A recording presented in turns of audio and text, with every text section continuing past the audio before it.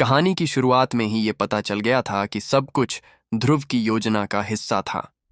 अगर ऐसा नहीं होता तो उसने इतना शोर मचाकर यह क्यों कहा होता कि वह एक खतरनाक और अस्थिर जगह में घुस रहा है जहां उसे कोई भी परेशानी बर्दाश्त नहीं हो सकती। चीजें ठीक उसी तरह हुईं जैसा उसने सोचा था, और उस इलाके में छिपा एक विशेषज्ञ बाहर निकल आया।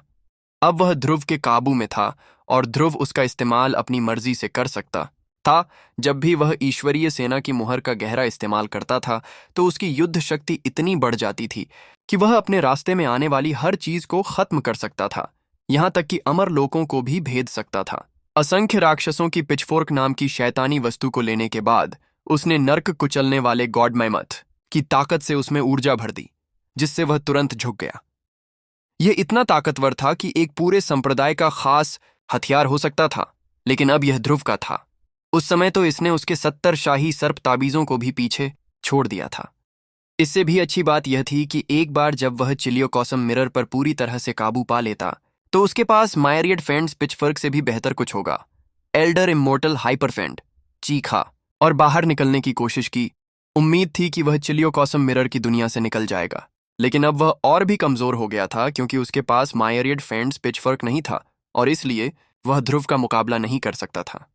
उसने अपनी सभी ज्ञात अमर क्षमताओं और अपनी सभी धार्मिक और शैतानी साधना तकनीकों का इस्तेमाल करने की कोशिश की, लेकिन ध्रुव के ड्रैगन प्रकाश ने उन सभी को दबा दिया। असंख्य शैतान संरचना विखंडन। उसने एक जोरदार प्रहार किया जिससे असंख्य दहाड़ते हुए शैतान बाहर निकल आए। वे ध्रुव की ओर उमड़ पड़े और उसके ड्रैगन प्रकाश को भी नष्ट करने में कामयाब रहे। दुर्भाग्य से तभी ध्रुव ने अपनी उंगली हिलाई, जिससे सच्ची ऊर्जा निकली और असंख्य शैतान पिघल गए, मानो वे किसी तपती गर्मी के दिन बर्फ के आदमियों की सेना हो। फिर उसने दोनों हाथों से उन्हें काट डाला। हमले का सामना करने के लिए एल्डर इमॉर्टल हाइपरफेंड ने अंधकार का एक साम्राज्य बनाया जो बिजली और तूफानों से भरा था, जो एक शक्तिशाली बचाव में बदल गया। असंख्य राक्षसों का साम्राज्य। यह वह साम्राज्य था जो उसने जीवन भर की साधना के बाद हासिल किया था। वाह, ध्रुव ने कहा, धार्मिकता और बुराई दोनों का साम्राज्य, एक अमर कौशल और एक राक्षस शैतान ऊर्जा कला का मिश्रण।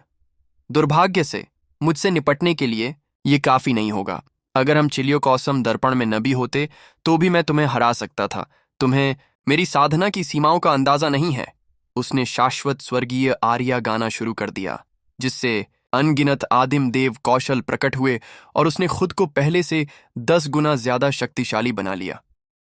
यहां असंख्य संसारों के सम्राट चार्ट में वह वास्तव में जितना ताकतवर था उससे कहीं अधिक शक्तिशाली था। आखिरकार उसने अभी अभी तानाशाह अर्ध अमर स्तर का ज्ञान प्राप्त किया था।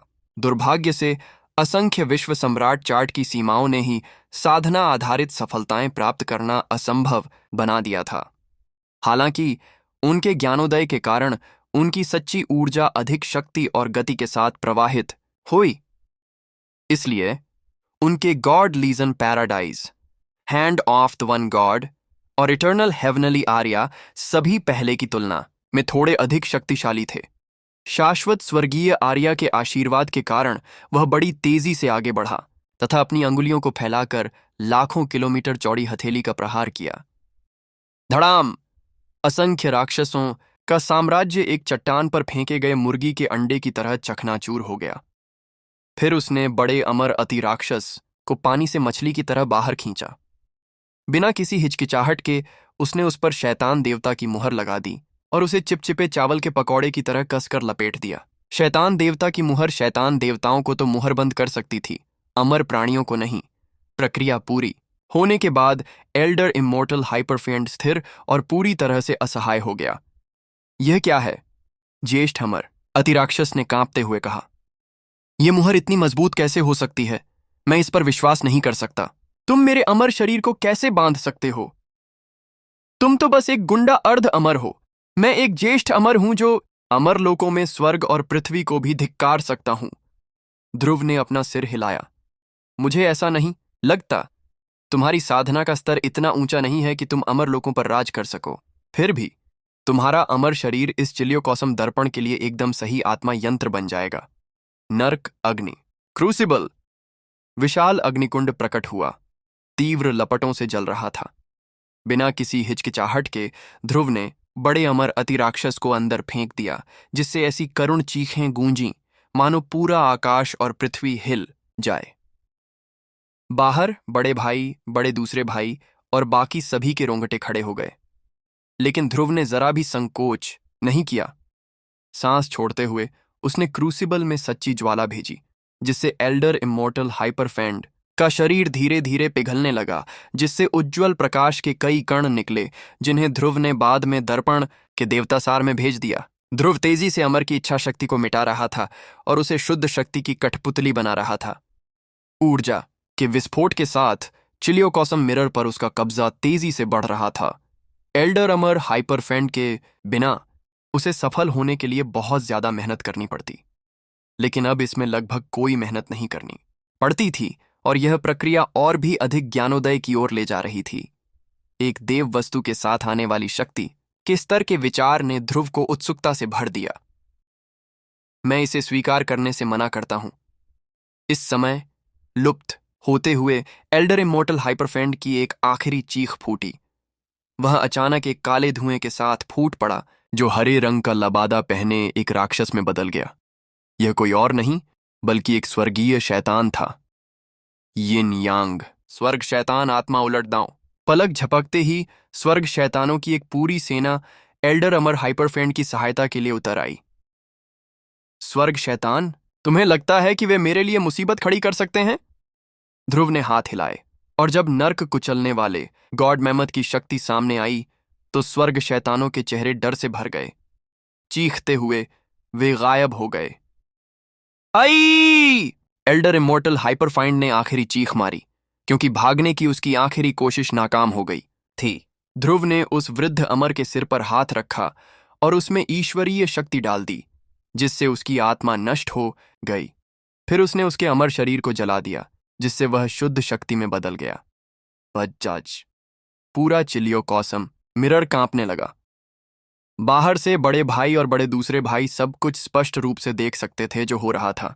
दर्पण प्रकाश से चमक रहा था, तेजी से सिकुड़ता हुआ मुट्ठी भर रह गया और फिर ध्रुव की हथेली पर गिर पड़ा।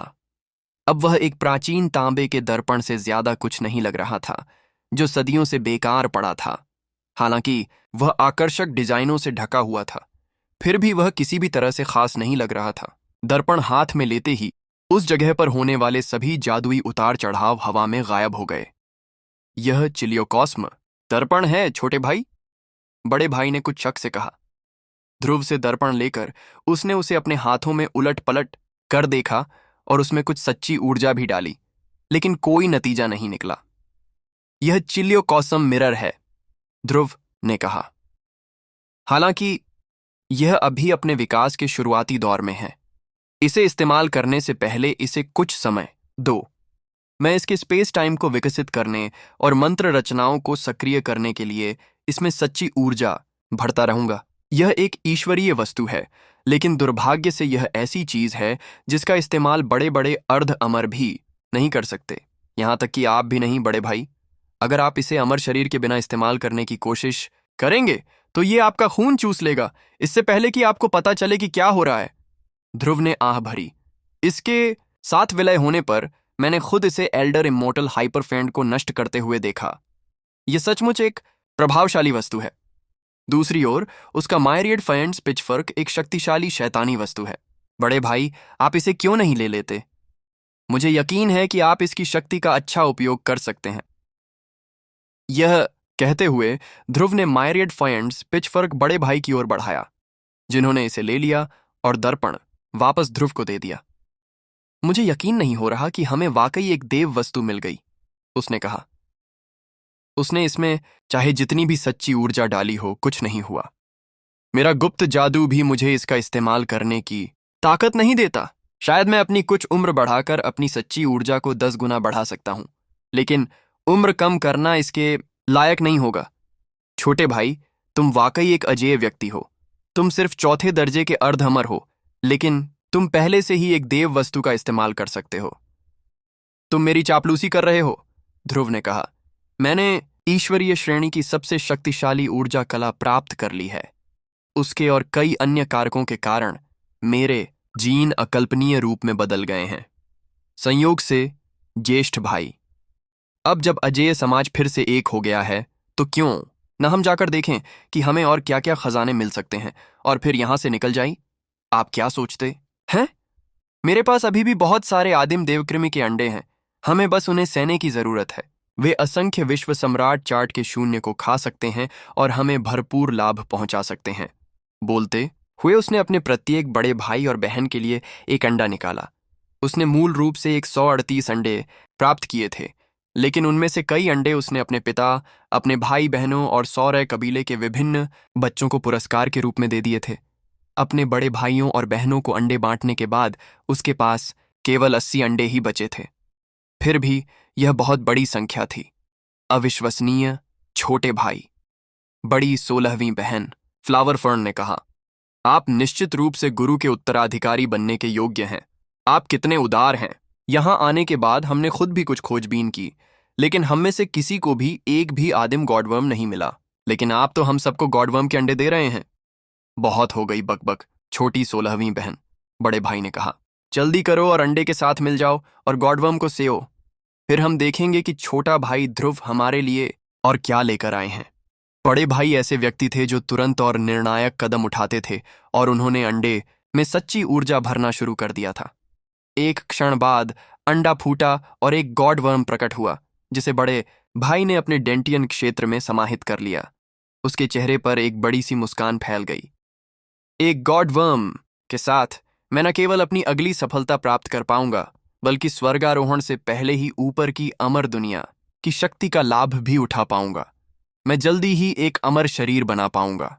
मैंने जो प्राचीन ताओवादी ग्रंथ पढ़े हैं, उनके अनुसार अमर दुनिया में अमर शरीर बनाना बहुत खतरनाक है, लेकिन नश्वर दुनिया में ऐसा करना ज्यादा सुरक्षित है और स्वर्गारोहण के बाद इससे बहुत लाभ होगा। मैं इसमें भी आपकी मदद कर सकता। ध्रुव ने हंसते हुए कहा, एक बार जब मैं 8वें क्रम में पहुंच जाऊंगा और एक सार्वभौमिक अर्ध अमर बन जाऊंगा तो मैं स्वर्ग में दरारों को भर सकूंगा और अमर लोकों से शक्ति और जादुई नियम प्राप्त कर सकूंगा। इसके अलावा मेरे ड्रैगन सम्राट ग्रहमंडल में एक अमर संरचना है जो सभी अमर लोकों में से एक, तुसीता, स्वर्ग से जुड़ सकती है। वहां के जादुई नियमों के साथ अमर शरीर बनाना बिल्कुल भी समस्या नहीं होनी चाहिए। बड़े भाइयों और बहनों, आपका उत्थान कोई आसान काम नहीं होगा, लेकिन एक बार ऐसा हो जाने पर हम टाइटन सम्राट स्वर्ग पर विजय प्राप्त कर लेंगे और आप अमर लोक के नए शासक बन जाएंगे। बड़े भाई ने चौंक कर कहा, तुसीता स्वर्ग। सबसे प्राचीन ताओवादी ग्रंथों के अनुसार, हालांकि अमर लोकों को बनाने वाले अरबों लोक हैं, वे सभी 33 स्तरों में बंटे हुए हैं और उनमें से केवल सबसे ऊंचा लोक ही अमर अंतरिक्ष काल देवताओं के राज्य की सीमा पर है। उन बहुत ही ऊंचे स्तर के लोकों में से एक है तुसीता स्वर्ग। बिल्कुल, बड़े दूसरे भाई ने आगे कहा, हालांकि नश्वर जगत के हजारों ग्रहमंडल मिलकर भी किसी एक अमर लोक से तुलना नहीं कर सकते, लेकिन सच तो यह है कि टाइटन सम्राट का स्वर्ग सबसे निचले प्रकार का अमर लोक है। जहां तक तुसीता स्वर्ग जैसे उच्च स्तरीय स्थान की बात है, हमें इसका कोई अंदाजा नहीं है। बड़े भाई, आप हम सब में सबसे ज्यादा जानकार हैं। क्या आप तुसीता स्वर्ग के बारे में कुछ जानते हैं?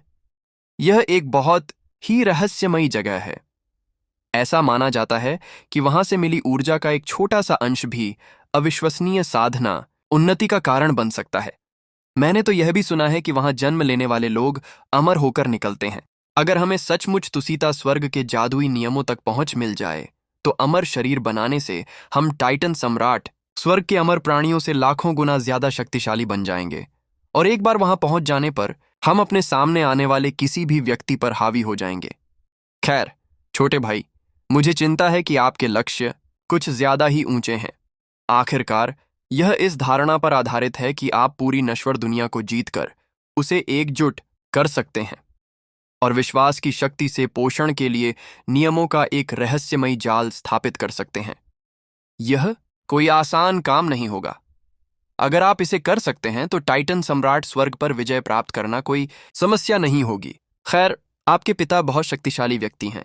मैंने देखा है कि वह क्या कर सकते हैं और आप उन्हें बिल्कुल भी कम नहीं आंक सकते। उनकी इच्छा शक्ति इतनी शक्तिशाली है कि उन्हें अमर लोकों की भी परवाह नहीं है। क्या? ध्रुव ने सिर घुमाते हुए कहा। उसकी नजर बड़े भाई पर टिक गई। क्या आप कह रहे हैं कि आप मेरे पिता से मिले हैं, बड़े भाई? हाँ, हालांकि मैं उसे ज्यादा नहीं समझ पाया। वह एक गंभीर व्यक्ति है जो कभी बोलता नहीं। हालांकि जब वह अपना आपा खो देता है तो मानो स्वर्ग से कोई आंधी आ जाती है। टाइटन सम्राट एकेडमी के जमाने में सर्वोच्च रेक्टर और दीक्षा देने वाले भी उसकी मौजूदगी में सर्दियों में सिकाड़ा की तरह होते थे। जाहिर है वह एक भविष्यदर्शी है और टाइटन सम्राट स्वर्ग के शासक का बहुत करीबी है। इसी से यह साफ है कि उसका बहुत ऊंचा स्थान है। मैंने एक कहानी तो यह भी सुनी है कि टाइटन सम्राट स्वर्ग का शासक उससे डरता है। ध्रुव आश्चर्य से लगभग दंग रह गया। भविष्य वाले? बड़े भाई, क्या आप भविष्य वालों के बारे में जानते हैं? बिल्कुल। भविष्य के लोग स्वर्ग और पृथ्वी के सबसे रहस्यमयी व्यक्तियों में से हैं। कई कारणों से वे भविष्य से वर्तमान तक यात्रा कर सकते हैं। कुछ और भी खास लोग हैं। उदाहरण के लिए, भूतकाल के लोग अतीत से वर्तमान तक यात्रा कर सकते हैं। और कुछ ऐसे लोग भी हैं जिन्हें शाश्वत लोग कहा जाता है, लेकिन मुझे लगता है कि उनमें से सबसे शक्तिशाली भाग्यहीन लोग हैं। बड़े भाई कुछ भी छिपाते नहीं दिख रहे थे और जो कुछ भी जानते थे उसे समझा रहे थे। ओह, मैं एक भाग्यहीन हूं, ध्रुव ने कहा, अभी भी थोड़ा अवाक। क्या? इस बार सबसे बड़े भाई ने चौंक कर प्रतिक्रिया दी। छोटे भाई, क्या आपने अभी कहा कि आप भाग्यहीन हैं? यह कोई मजाक नहीं है। भाग्यहीनों के दुश्मन हर जगह होते हैं। प्राचीन ताओवादी ग्रंथों के अनुसार वे आखिरकार अमर देवताओं, शैतानों के समूह, राक्षसों की भीड़ और यहां तक कि विधर्मी संप्रदायों के निशाने पर आ ही जाते हैं। ऐसे समूह भाग्य की नदी से बचने और दुर्भाग्य को आशीर्वाद में बदलने के लिए अपनी आत्माओं को निकालना और परिष्कृत करना चाहते हैं। छोटे भाई, आप इस बारे में किसी को भी नहीं बता सकते, वरना यह आपके सिर पर आफत ला देगा। इस पर बड़े दूसरे भाई जोर से हंस पड़े। चिंता मत करो छोटे भाई, हम सब इसमें साथ हैं। जो कोई भी हम में से किसी एक को भी मारने की कोशिश करेगा वह हमारे हाथों मारा जाएगा। इसमें कोई आश्चर्य की बात नहीं है कि गुरु ने हमें छोटे भाई ध्रुव का अनुसरण करने के लिए कहा है। अगर हम उस भाग्यहीन व्यक्ति के साथ बने रहें तो हम भाग्य की नदी से बच सकते हैं और भविष्य के लिए असीम संभावनाओं को खोल सकते हैं। चलो बड़े भाइयों और बहनों, 17वीं तलवार ने कहा, हम बहुत समय बर्बाद कर रहे हैं। चलो तय करते हैं कि आगे क्या करना है। हमें यहां से भागने का कोई रास्ता निकालना होगा, लेकिन उससे पहले हमें जो भी खजाना मिल सके उसका पूरा फायदा उठाना होगा और हमें उस पीले कपड़े पहने छोटे बालों वाले युवक से सावधान रहना होगा। वह पीले कपड़े पहने छोटे बालों वाला युवक? बड़े भाई ने पूछा। वह कौन है? तलवार 17 ने पहले अपनी कहानी में उस पहलू को छोड़ दिया था। अब वह पीले कपड़े पहने युवक के बारे में बताने लगा और कहानी खत्म होने पर सब लोग एक पल के लिए विचारमग्न मौन में खड़े हो गए। आखिर में बड़े भाई ने कहा, यह तो बड़ी बात है। तो क्या वह असंख्य संसारों के सम्राट चार्ट में बेरोकटोक प्रवेश और निकास कर सकता है? इसका मतलब है कि वह उस पर पूरी तरह से काबू पाने की राह पर है, और अगर ऐसा हुआ तो हम बड़ी मुसीबत में पड़ जाएंगे। भविष्य के लोग बेहद रहस्यमयी होते हैं और उन्हें हल्के में नहीं लेना चाहिए। और अगर उसके पास अमर कातिलों के राजा के विरासती पदक हैं तो वह और भी खतरनाक हो जाता है। हम शायद उसे लड़ाई में हरा नहीं पाएंगे। मैं इसके बारे में ज्यादा चिंता नहीं करूंगा, बड़े दूसरे भाई ने कहा। छोटे 18वें भाई की क्षमताओं को देखते हुए मैं कहूंगा कि वह सचमुच अजेय है। असंख्य संसारों के सम्राट चार्ट के अंदर भी मुझे शक है कि कोई उसे काबू में रख पाएगा। इसके अलावा उसने चिलियो कौसम दर्पण, जो एक ईश्वरीय वस्तु है, पर भी कब्जा कर लिया है। पहले से सचेत रहना ही सबसे अच्छा है, और छोटे भाई को कोई आश्चर्य नहीं होगा। तुम बिल्कुल सही कह रहे हो, ध्रुव ने कहा। मेरी ऊर्जा कलाएं उस मुकाम पर पहुंच गई हैं जहां मैं भाग्य को भी नियंत्रित कर सकता हूं। मैं उस पीले रंग के बच्चे पर नजर रखूंगा और जैसे ही हम बाहरी दुनिया में वापस आएंगे मैं उसे जरूरत पड़ने पर संभाल लूंगा। फिलहाल बस उसकी तलाश में रहते हैं। चलिए शुरू करते हैं। यहां ढेर सारा खजाना है और भी आदिम देवकृमि। अमर लोकों में भी आदिम देवकृमि लगभग विलुप्त हो चुके हैं। यही एकमात्र जगह है जहां वे प्रजनन करते हैं। वह सही कह रहा है, बड़े भाई ने कहा।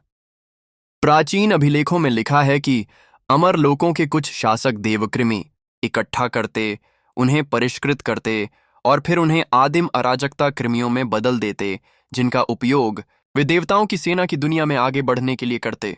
बेशक देवकृमि स्वाभाविक रूप से आदिम अराजकता कृमियों में विकसित हो सकते हैं, जिससे वे असीम आदिम अराजकता में दरारें पैदा कर सकते हैं। बड़े भाई सचमुच बहुत उत्साहित लग रहे थे। बिना किसी हिचकिचाहट के सभी भाई बहन हवा में उड़ गए और असंख्य विश्व सम्राट चार्ट में गहराई तक चले गए, इस उम्मीद में कि उन्हें प्रवेश करने के लिए एक उपयुक्त विश्व जंक्शन मिल जाएगा। असंख्य विश्व सम्राट चार्ट वास्तव में किसी अमर दुनिया से भी बड़ा था, इतना बड़ा कि कोई इसमें जीवन भर बिता सकता था, और फिर भी इसके खजाने कभी खत्म नहीं होते थे। यह मूल रूप से एक विशाल देव वस्तु थी। ध्रुव की पहली यात्रा में उसकी साधना का आधार बहुत कम था और वह इस जगह के कामकाज से अनजान था, लेकिन अब चीजें ज्यादा साफ थीं। दरअसल उसकी प्रभु की आंख दूर दूर तक फैले कई विश्व संधि बिंदुओं को देख सकती थी। फिच! अचानक उसकी गति धीमी हुई और उसने दूर अंतरिक्ष समय की भूल भुलैया को देखा। चिलियोकॉसम दर्पण कंपन करने लगा और उसमें से एक तांबे जैसी रोशनी निकली। तुरंत अंतरिक्ष समय की भूल भुलैया चकनाचूर हो गई और एक महल का हॉल प्रकट हुआ, जो अंतरिक्ष समय में तेजी से आगे पीछे इस तरह टिमटिमा रहा था कि उसे ट्रैक करना लगभग असंभव था। शोक वियोग स्वर्ग महल के हॉल! 17वीं तलवार चिल्लाई। उनमें से 30 तो होंगे ही, हमें उन्हें पकड़ना ही होगा। तुम सही कह रहे हो, ध्रुव ने कहा। शोक वियोग स्वर्ग महल के 30 से ज्यादा हॉलों की संयुक्त शक्ति अविश्वसनीय होगी। आमतौर पर कोई अमर भी उसे सहन नहीं कर सकता, लेकिन चिलियोकॉसम दर्पण के साथ वे हॉल बच नहीं पाएंगे। दर्पण एक दिव्य वस्तु थी जो अंतरिक्ष काल को उलट सकती थी, 5 चरणों को उलट सकती थी, यिन और यांग को स्थानांतरित कर सकती थी और ब्रह्मांड को उलट पुलट कर सकती थी। ध्रुव ने तुरंत उसमें कुछ सच्ची ऊर्जा प्रवाहित की और दर्पण चमक उठा। अंतरिक्ष में लहरें उठीं और प्रकाश शोक वियोग स्वर्ग महल के कक्षों की आभा में समा गया। तुरंत ही शोक वियोग स्वर्ग महल के हॉल की छवि दर्पण में दिखाई देने लगी। समझ गया, चिलियोकॉसम मिरर के रूपांतरणों में देवताओं के दांव के जादुई नियम समाहित हैं। उसने दर्पण घुमाया और प्रकाश बिना किसी प्रयास के अंतरिक्ष समय को भेदते हुए रूपांतरित हो गया। ध्रुव और बाकी सभी लोग उस चमकती हुई रोशनी का अनुसरण करते हुए अनजान जगहों पर पहुंच गए। आखिरकार उन्होंने आगे शोक वियोग स्वर्ग महल के 30 से अधिक हॉल देखे, जो चिलियोकॉसम दर्पण के प्रकाश से बंद थे। ये 36 हैं, ध्रुव ने कहा। 36 स्वर्गिक नक्षत्रों की शक्ति से एक मंत्र रचना में निर्मित। कितनी शक्ति! चिलियोकॉसम मिरर जैसी किसी देव वस्तु के बिना इस रचना से निपटना असंभव होता।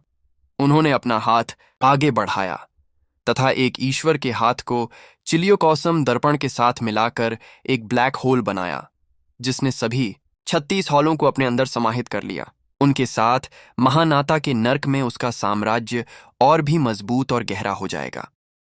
शोक विभाजन स्वर्ग महल मूल रूप से राजा शोक विभाजन द्वारा एक देव वस्तु के रूप में बनाया गया था और शाही सर्प ताबीजों जितना ही गहरा था।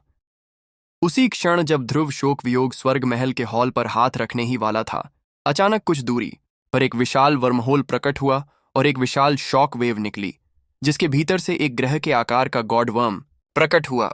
इसके सिर पर अमर रूही की प्राचीन आकृतियां दिखाई दे रही थीं। अप्रत्याशित रूप से यह विध्वंसक स्तर का एक आदिम गॉड वर्म था। यह इतना शक्तिशाली था कि इसकी उपस्थिति मात्र से ही उस क्षेत्र का अंतरिक्ष समय हिंसक रूप से कांप उठता था। वह आगे की ओर झपटा और सीधे शोक वियोग स्वर्ग महल के 36 हॉलों को निगल गया।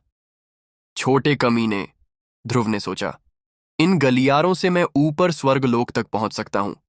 मुझे रास्ता बनाने के लिए इनकी जरूरत है। दुर्भाग्य से यह एक अमर कुलपिता स्तर का गॉडवर्म था, जिससे लड़ना लगभग नामुमकिन था। हालांकि ध्रुव ने केवल गुर्राते हुए कहा, यहां आओ, और चिलियोकॉसम मिरर को उसकी ओर मोड़ दिया। तभी एक युवती की आवाज गूंजी, क्या? चिलियोकॉसम मिरर? ये तो कमाल की चीज है। मुझे यकीन नहीं हो रहा कि तुम जैसी चींटी के हाथ ऐसी चीज कैसे लग गई।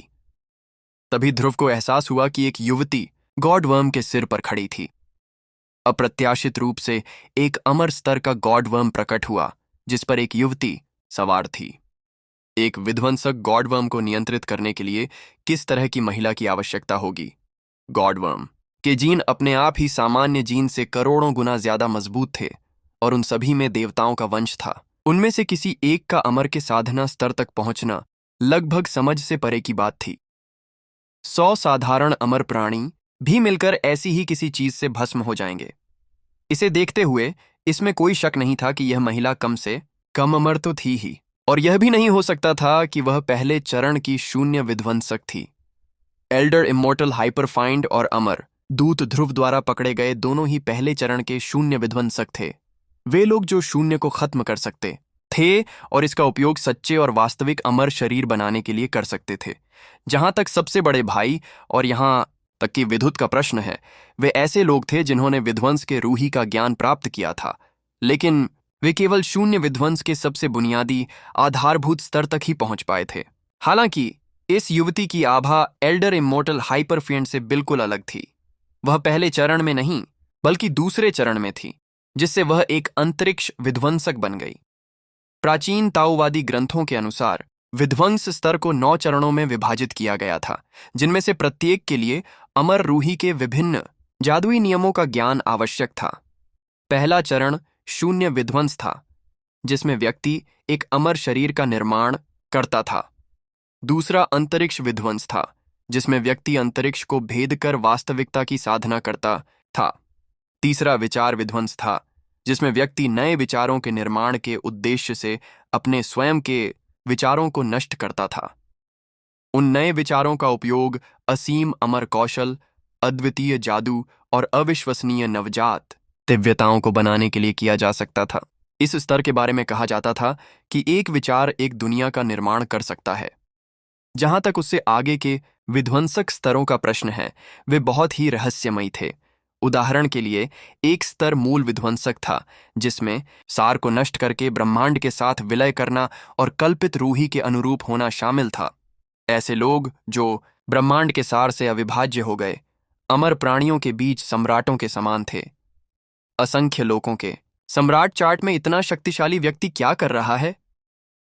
ध्रुव और बड़े भाई दोनों यही सोच रहे थे जब उन्होंने एक दूसरे को देखा, फिर उस विशाल गॉडवर्म की ओर देखा जिसने अभी अभी शोक वियोग स्वर्ग महल के 36 हॉलों पर कब्जा कर लिया था। फिलहाल दोनों ही कुछ भी करने से कतरा रहे थे।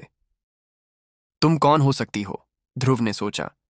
हालांकि वह इस समय लड़ाई पर जोर नहीं दे रहा था, लेकिन वह स्थिति को यूं ही नहीं छोड़ेगा।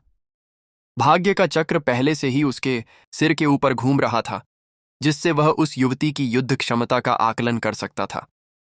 उसे जल्द से जल्द यह जानना था कि क्या वह उससे लड़ सकता है या शायद उसे मारकर उसका गॉडवर्म और शोक वियोग स्वर्ग महल के महल ले सकता है। चिलियो कॉसम मिरर को अपना बनाने और फिर उसका इस्तेमाल शोक वियोग स्वर्ग महल के हॉलों को ढूंढने में उसे बहुत मेहनत करनी पड़ी थी। उसे नर्क में अपने राज्य को मजबूत करने के लिए इसकी जरूरत थी, जो उसके कबीले के लिए रक्षा का एक बहुत ही महत्वपूर्ण गढ़ था। मैं ही था जिसने उन शोक वियोगी स्वर्ग महल के हॉलों का पता लगाया था, ध्रुव ने जोर से कहा। तुम्हें उन्हें मुझसे छीनने का क्या अधिकार है? हालांकि उसने अपने चेहरे पर एक नाराजगी भरी नजर डाली, लेकिन उसका दिल पहले से ही हत्या के इरादे से धड़क रहा था।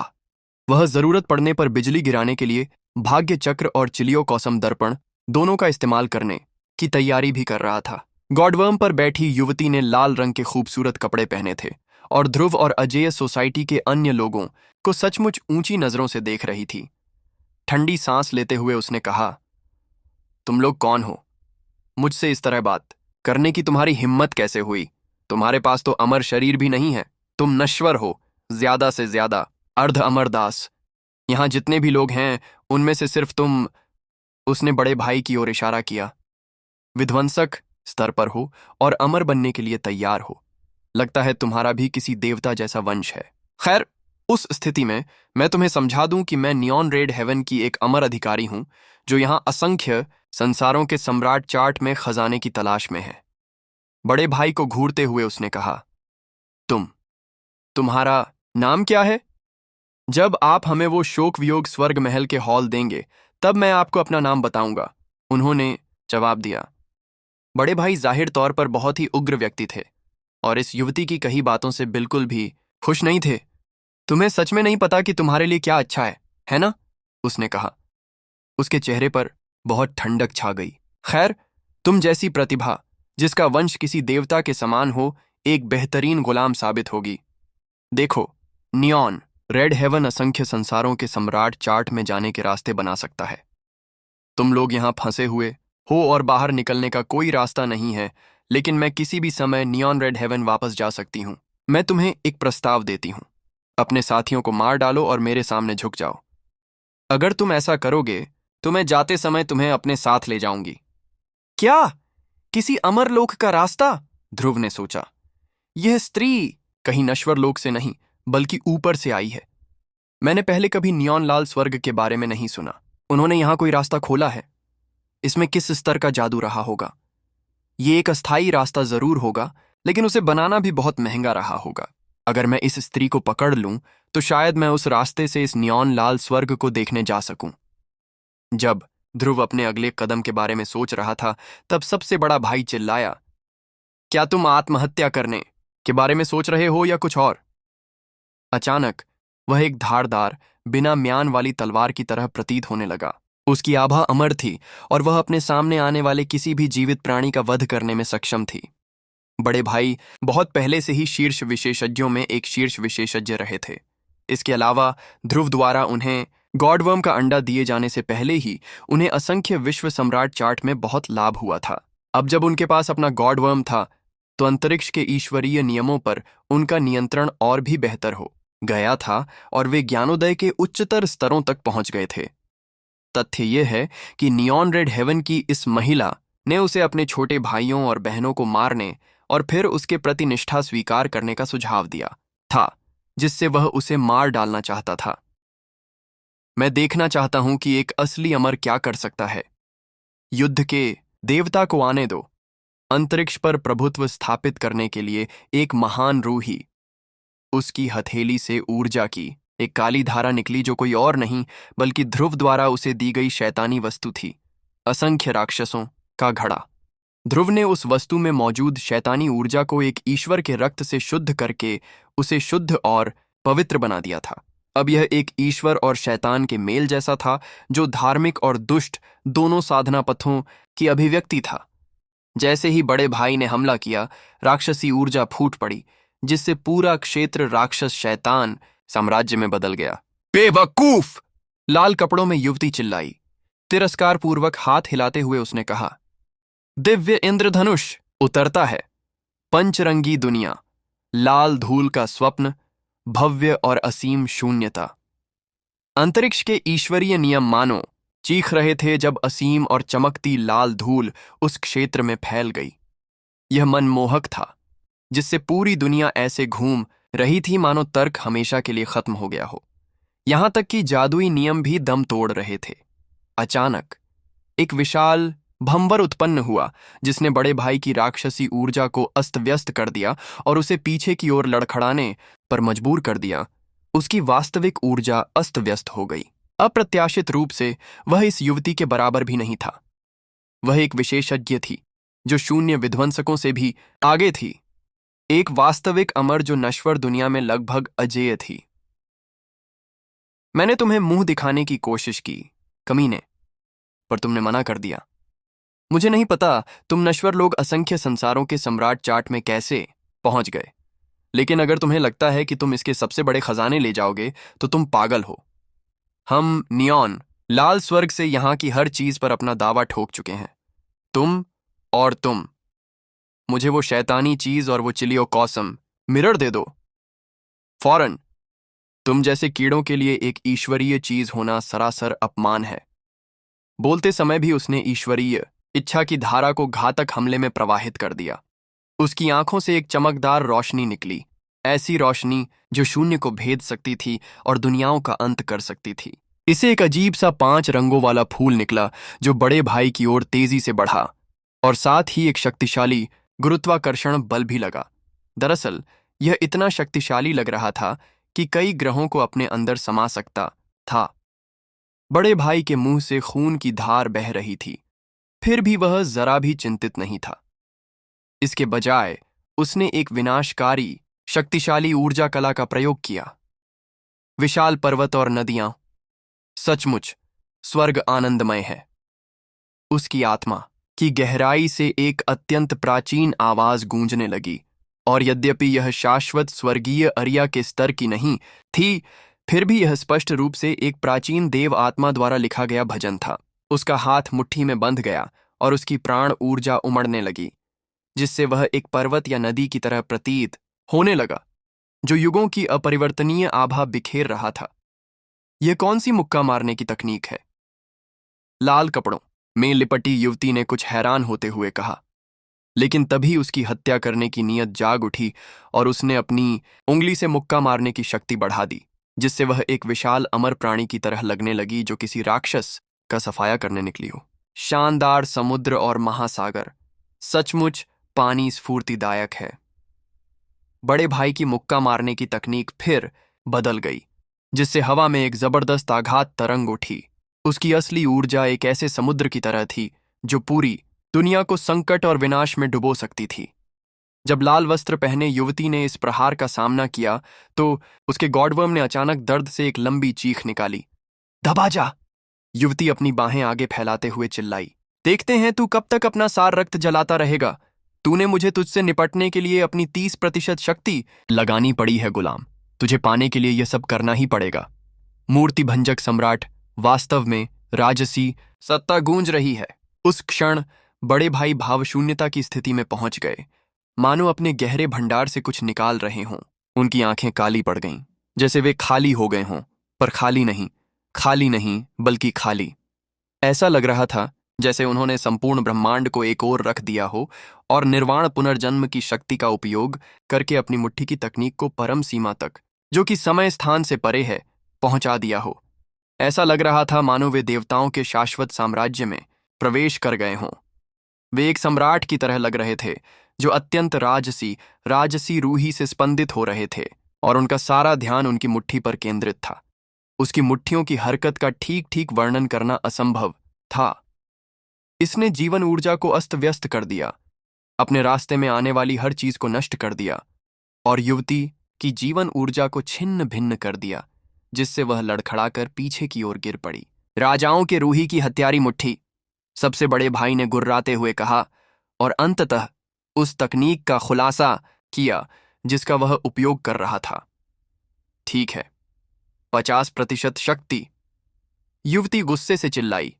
उसकी हत्या की नीयत उबल रही थी। मैं तुम्हें मार डालूंगी।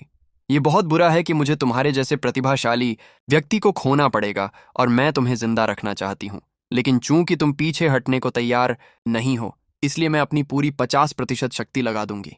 मुझे यकीन नहीं हो रहा कि नश्वर संसार का कोई व्यक्ति मुझे ऐसा करने के लिए मजबूर कर रहा है। तुम्हारा शानदार प्रदर्शन अभी खत्म होता है।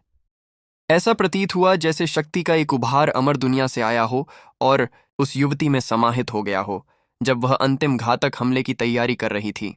एक विचार अतीत की धूल पर केंद्रित, हृदय और मन पूर्व पर। पुरानी बातों को भूल जाओ। आत्मा का अनिश्चित भविष्य। लाल वस्त्र पहने युवती ने बड़े भाई की उत्कृष्ट तकनीक, सम्राटों के रूही की मारक मुट्ठी का सामना करने के लिए 16 अक्षर बोले। वह अपनी कुल शक्ति का 50% उपयोग कर रही थी, और जब उसने कहा आत्मा का अनिश्चित भविष्य, तो सारा आकाश और पृथ्वी रंग बदल गए और खगोलीय पिंड हिलने लगे। महान रूही टूट गए और सारी सृष्टि मानो ढह गई।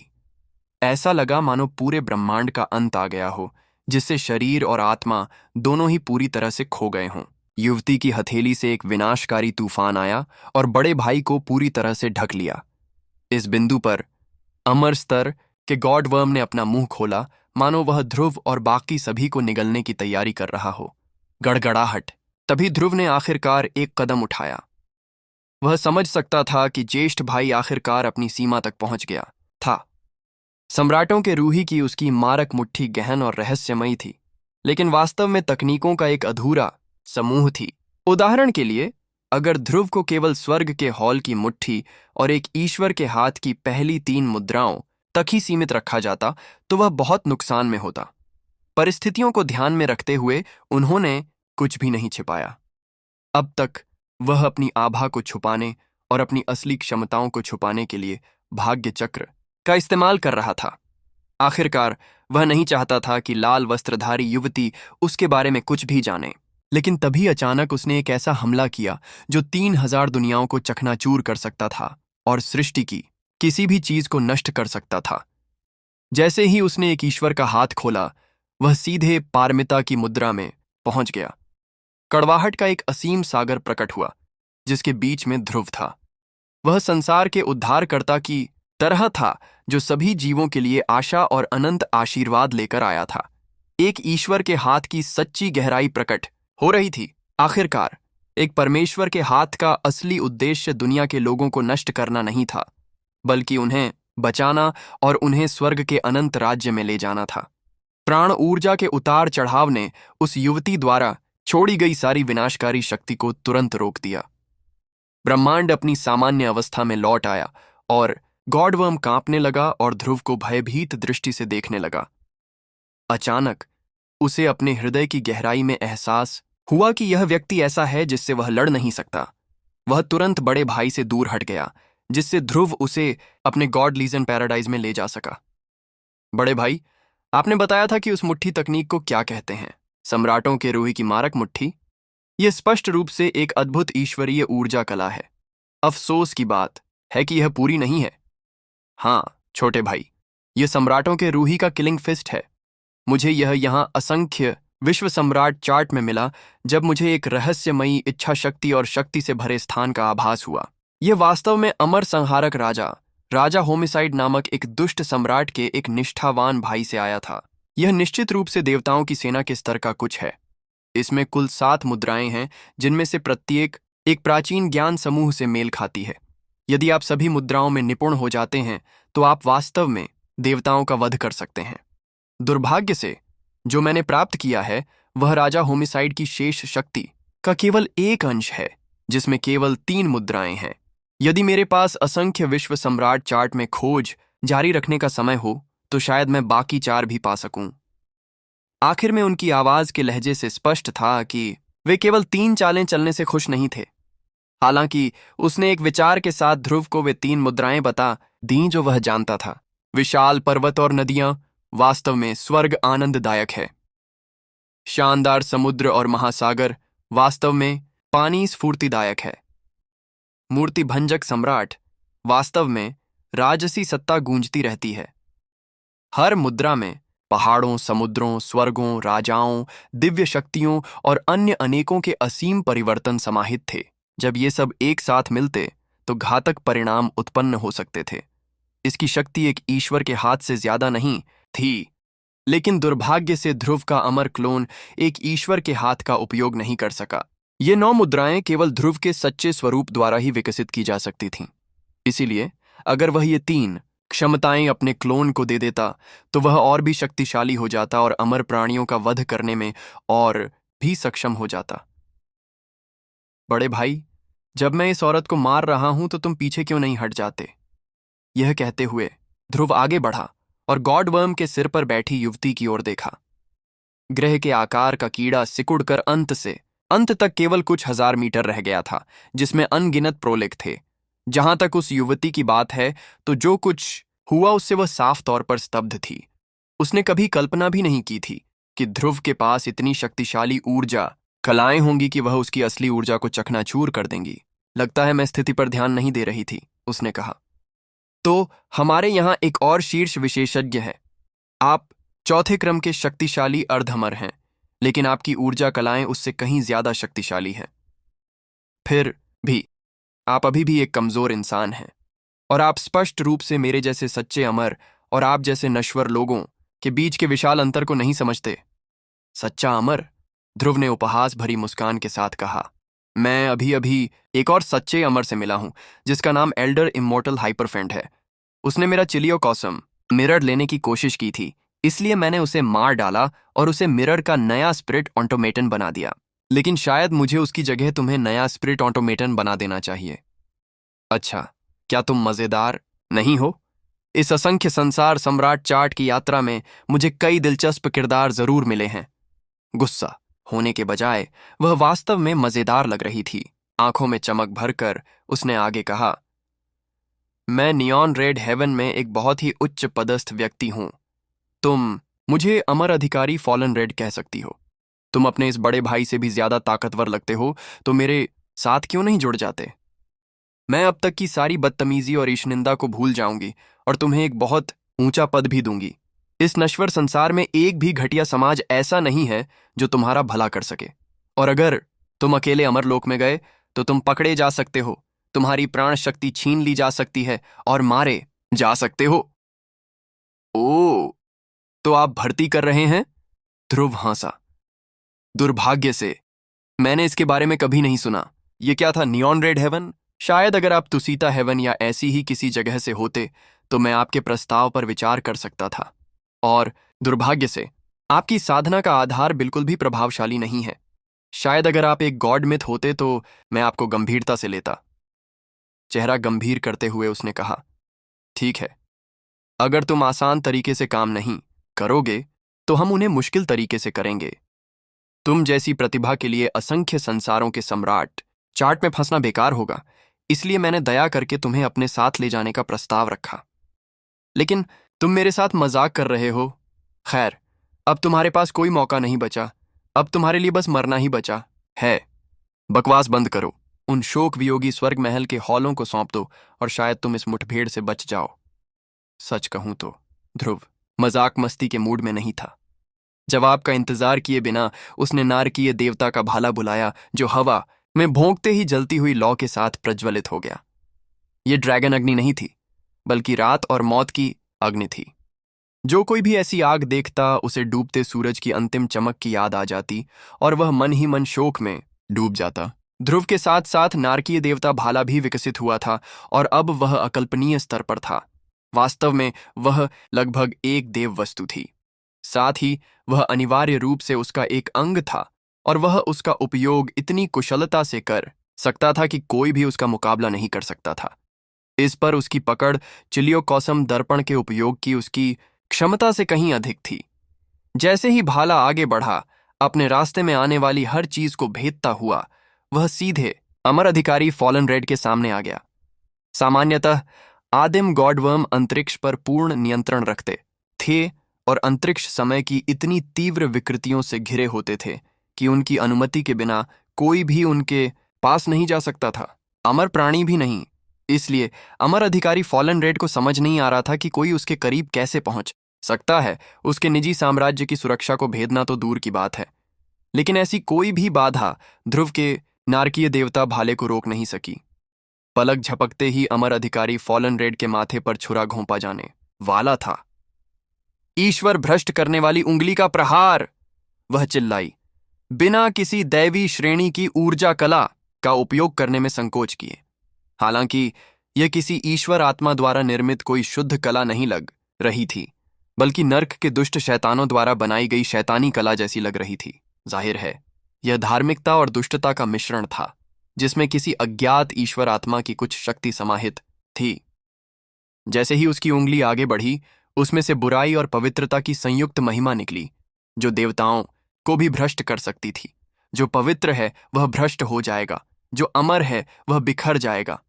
अचानक अमर अधिकारी फॉलन रेड किसी और चीज में बदल गया। यिन और यांग का द्वैत, धर्म और दुष्ट का नृत्य, यही स्वर्ग और पृथ्वी का एकमात्र शाश्वत सत्य है। स्निक, ईश्वर भ्रष्ट करने वाली उंगली के प्रहार ने नारकीय देवता के भाले को छुआ। इससे ध्रुव और अमर अधिकारी फॉलन रेड दोनों कांप उठे। फिर भी वे बराबरी पर लग रहे थे और कोई भी पीछे नहीं हटा। भगवान असंख्य अमर लोगों के बीच से विचरण करते हैं।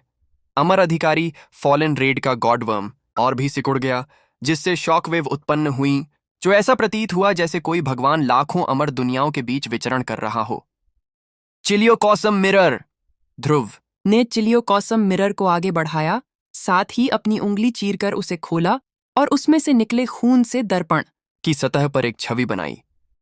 नतीजतन दर्पण अपने आसपास की हर चीज से जुड़ता हुआ प्रतीत हुआ, जिससे अंदर से ईश्वरीय प्रकाश की धाराएं फूटने लगीं। तांबे का एक साम्राज्य फैल गया और चिलियोकोसम दर्पण लुप्त हो गया तथा उसके स्थान पर विश्वों का एक वास्तविक चिलियोकोसम स्थापित हो गया। गड़गड़ाहट। अमर अधिकारी फॉलन रेड की अनगिनत तरकीबें इस पल में उसकी कोई मदद नहीं कर सकीं। वह चिलियोकोसम मिरर के जादुई नियमों की गिरफ्त में थी और उसका गॉड वर्म भी उनसे मुक्त नहीं हो पा रहा था। अब जबकि दर्पण विश्वों का एक चिलियोकोसम बन चुका था, इसकी असली क्रूरता प्रदर्शित हो चुकी थी। चिलियोकोसम मिरर बहुत मजबूत है, उसने कहा, लेकिन क्या तुमने सच में सोचा था कि मेरे पास कोई ईश्वरीय वस्तु भी नहीं होगी? निर्वाणिक विलुप्ति का स्वर्णिम चक्र। सुनहरी रोशनी ने 8 भुजाओं वाले एक चक्र का आकार ले लिया, जिनमें से प्रत्येक एक अलग तत्व का प्रतिनिधित्व करता था। जैसे जैसे वह घूमता, उससे और भी सुनहरी रोशनी निकलती, जिससे चिलियोकोसम मिरर द्वारा निर्मित तांबे की दुनिया कांपने लगती। 2 देव वस्तुएं आपस में टकरा रही थीं, जिससे भयंकर विनाश का तूफान उठ रहा था। मुझे यकीन नहीं हो रहा कि उसके पास भी कोई देव वस्तु है, बड़े भाई ने धीरे से कहा। उसे जरूर यहां असंख्य लोगों के सम्राट चार्ट में मिली होगी। मैंने कुछ प्राचीन ताओवादी ग्रंथों में निर्वाणिक विलुप्ति के स्वर्ण चक्र के बारे में पढ़ा है। इसे विलुप्ति के देवता ने बनाया था, जिन्होंने स्वयं अमर संहारक राजा से युद्ध किया था। जाहिर है उनका स्वर्ण चक्र किसी तरह असंख्य लोगों के सम्राट चार्ट में आ गया। निर्वाणिक विलुप्ति का स्वर्ण चक्र चिलियोकोसम दर्पण के बराबर था। सामान्यतः अगर कोई अमर प्राणी किसी देव वस्तु को धारण करने की कोशिश करता तो वह उसे तुरंत ही मुरझाकर मार डालता, लेकिन अमर अधिकारी फॉलन रेड को स्पष्ट रूप से कोई समस्या नहीं थी। दरअसल यह सवाल उठता था कि उसे इसका इस्तेमाल करने के लिए जरूरी असली ऊर्जा और शक्ति कहां से मिलती है। जब दोनों देव वस्तुओं में टकराव हुआ तो विशाल शॉकवेव निकलीं, जो इतनी तेज थीं कि वे अंतरिक्ष समय को चीर फाड़ कर सकती थीं और किसी भी साधारण अर्धहमर को मार सकती थीं जिसे वे छू लेतीं। शुक्र है कि अजेय सोसाइटी के विशेषज्ञ गॉड लीजन पैराडाइज के संरक्षण में थे और उन पर कोई असर नहीं पड़ा। जाहिर है मेरी ईश्वरीय वस्तु तुम्हारी ईश्वरीय वस्तु को रोक सकती है, अमर अधिकारी फॉलन रेड ने कहा। तो तुम्हारे पास और क्या तरकीबें हैं? मेरे पास ढेरों खजाने हैं, जिनमें 36 शोक विभाजन स्वर्ग महल हॉल भी शामिल हैं, जिन्हें मैंने अभी अभी जीता है।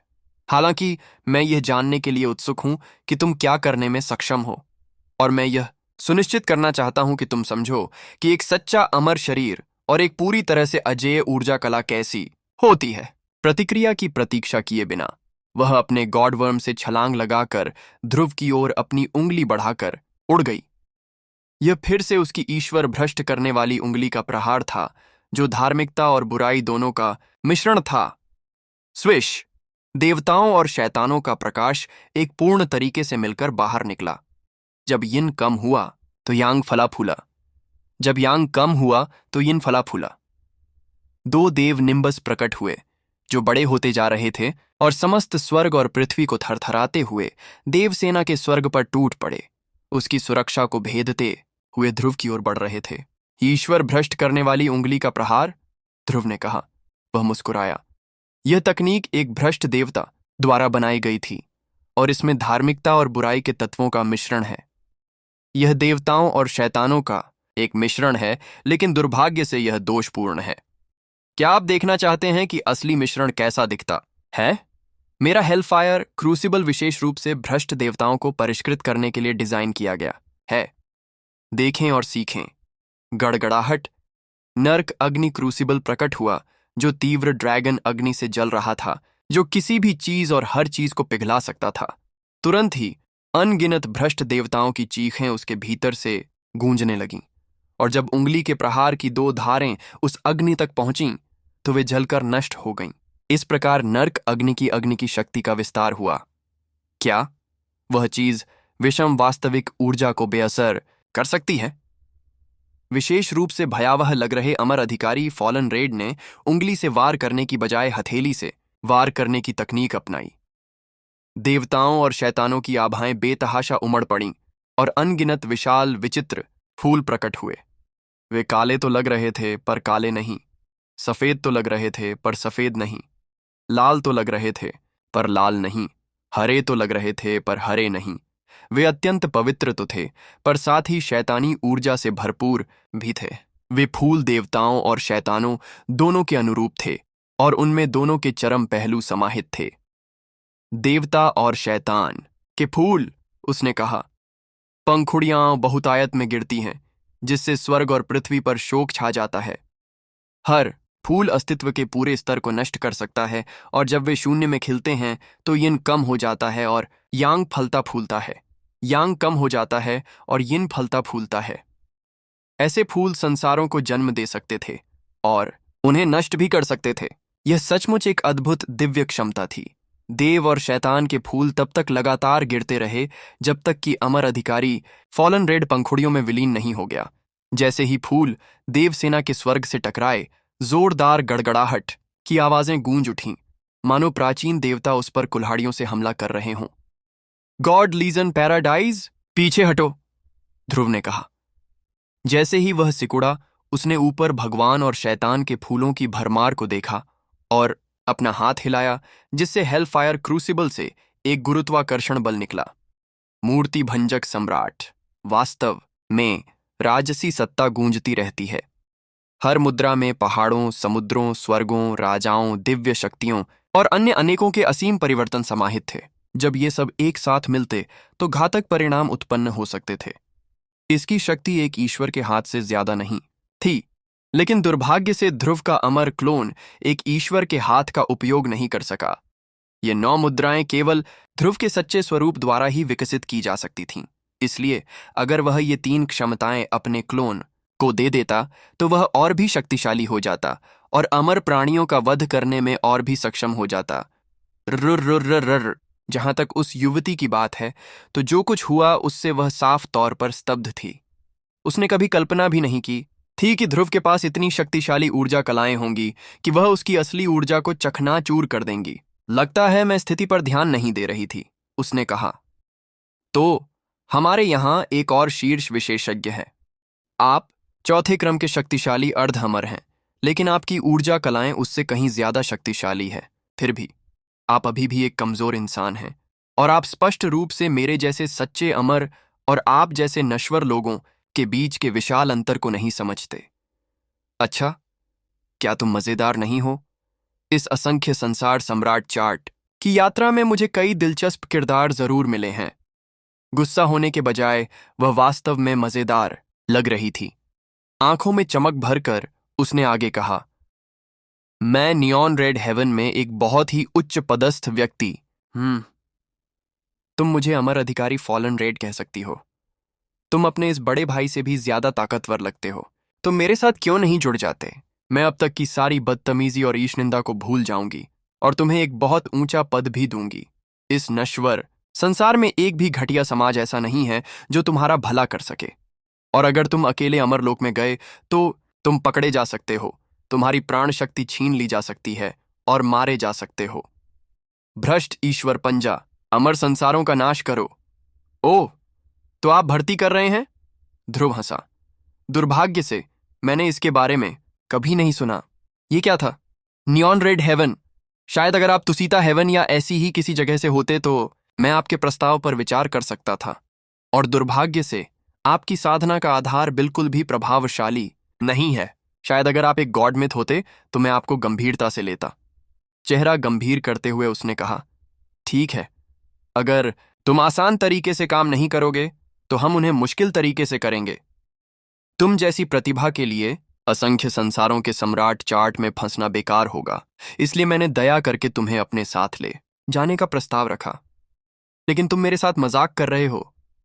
खैर, अब तुम्हारे पास कोई मौका नहीं बचा। अब तुम्हारे लिए बस मरना ही बचा है। बकवास बंद करो। उन शोक वियोगी स्वर्ग महल के हॉलों को सौंप दो और शायद तुम इस मुठभेड़ से बच जाओ। सच कहूं तो ध्रुव मजाक मस्ती के मूड में नहीं था। जवाब का इंतजार किए बिना उसने नारकीय देवता का भाला बुलाया, जो हवा में भोंकते ही जलती हुई लौ के साथ प्रज्वलित हो गया। यह ड्रैगन अग्नि नहीं थी, बल्कि रात और मौत की अग्नि थी। जो कोई भी ऐसी आग देखता, उसे डूबते सूरज की अंतिम चमक की याद आ जाती और वह मन ही मन शोक में डूब जाता। ध्रुव के साथ साथ नारकीय देवता भाला भी विकसित हुआ था और अब वह अकल्पनीय स्तर पर था। वास्तव में वह लगभग एक देव वस्तु थी, साथ ही वह अनिवार्य रूप से उसका एक अंग था और वह उसका उपयोग इतनी कुशलता से कर सकता था कि कोई भी उसका मुकाबला नहीं कर सकता था। इस पर उसकी पकड़ चिलियोकॉसम दर्पण के उपयोग की उसकी क्षमता से कहीं अधिक थी। जैसे ही भाला आगे बढ़ा, अपने रास्ते में आने वाली हर चीज को भेदता हुआ वह सीधे अमर अधिकारी फॉलन रेड के सामने आ गया। सामान्यतः आदिम गॉडवर्म अंतरिक्ष पर पूर्ण नियंत्रण रखते थे और अंतरिक्ष समय की इतनी तीव्र विकृतियों से घिरे होते थे कि उनकी अनुमति के बिना कोई भी उनके पास नहीं जा सकता था, अमर प्राणी भी नहीं। इसलिए अमर अधिकारी फॉलन रेड को समझ नहीं आ रहा था कि कोई उसके करीब कैसे पहुंच सकता है। उसके निजी साम्राज्य की सुरक्षा को भेदना तो दूर की बात है, लेकिन ऐसी कोई भी बाधा ध्रुव के नारकीय देवता भाले को रोक नहीं सकी। पलक झपकते ही अमर अधिकारी फॉलन रेड के माथे पर छुरा घोंपा जाने वाला था। जैसे ही उसकी उंगली आगे बढ़ी, उसमें से बुराई और पवित्रता की संयुक्त महिमा निकली जो देवताओं को भी भ्रष्ट कर सकती थी। सामान्यतः अमर प्राणी भी उस शक्ति को परिष्कृत और उपयोग नहीं कर पाते, लेकिन ध्रुव की स्वर्ग और पृथ्वी भट्टी के साथ उसे बहुत बड़ा लाभ हुआ। इस क्षण वह असंख्य लोगों के सम्राट चार्ट के स्वामी की तरह था और उस शक्ति के साथ उसने एक ईश्वर के हाथ को प्रकट करने में संकोच नहीं किया, जो पहले से ही 10 गुना अधिक शक्तिशाली था। अच्छा नहीं, अमर अधिकारी फॉलन रेड बड़ी मुश्किल से बचकर निकलने में कामयाब रहा। ईश्वर भ्रष्ट करने वाली उंगली के प्रहार ने नारकीय देवता के भाले को छुआ। इससे ध्रुव और अमर अधिकारी फॉलन रेड दोनों कांप उठे, फिर भी वे बराबरी पर लग रहे थे और कोई भी पीछे नहीं हटा। बजट निर्वाणिक विलुप्ति के स्वर्ण चक्र को भाग्य चक्र द्वारा कुचले जाने पर एक बहरा कर देने वाली कर्कश ध्वनि गूंजी और इस प्रक्रिया में उसकी इच्छा शक्ति पूरी तरह से नष्ट हो गई। आखिरकार वह एक हथेली के आकार का चक्र मात्र रह गया जो ध्रुव की हथेली में गिर गया। उसने एक और देव वस्तु प्राप्त कर ली थी। अमर अधिकारी फॉलन रेड की अनगिनत तरकीबें इस पल में उसकी कोई मदद नहीं कर सकीं। वह चिलियोकॉसम मिरर के जादुई नियमों की गिरफ्त में थी और उसका गॉडवर्म भी उनसे मुक्त नहीं हो पा रहा था। अब जबकि दर्पण विश्वों का एक चिलियोकॉसम बन चुका था, इसकी असली क्रूरता प्रदर्शित हो चुकी थी। 2 देव वस्तुएं आपस में टकरा रही थीं, जिससे भयंकर विनाश का तूफान उठ रहा था। मुझे यकीन नहीं हो रहा कि उसके पास भी कोई देव वस्तु है, बड़े भाई ने धीरे से कहा। उसे जरूर यहां असंख्य लोगों के सम्राट चार्ट में मिली होगी। मैंने कुछ प्राचीन ताओवादी ग्रंथों में निर्वाणिक विलुप्ति के स्वर्ण चक्र के बारे में पढ़ा है। इसे विलुप्ति के देवता ने बनाया था, जिन्होंने स्वयं अमर संहारक राजा से युद्ध किया था। जाहिर है उनका स्वर्ण चक्र किसी तरह असंख्य लोगों के सम्राट चार्ट में आ गया। वाह! इससे पहले कि वह अपने गॉडवर्म तक पहुंच पाती, उसे आकाश से नीचे फेंक दिया गया। मैं तुम्हें नष्ट कर दूंगी या इस कोशिश में मर जाऊंगी, वह चिल्लाई।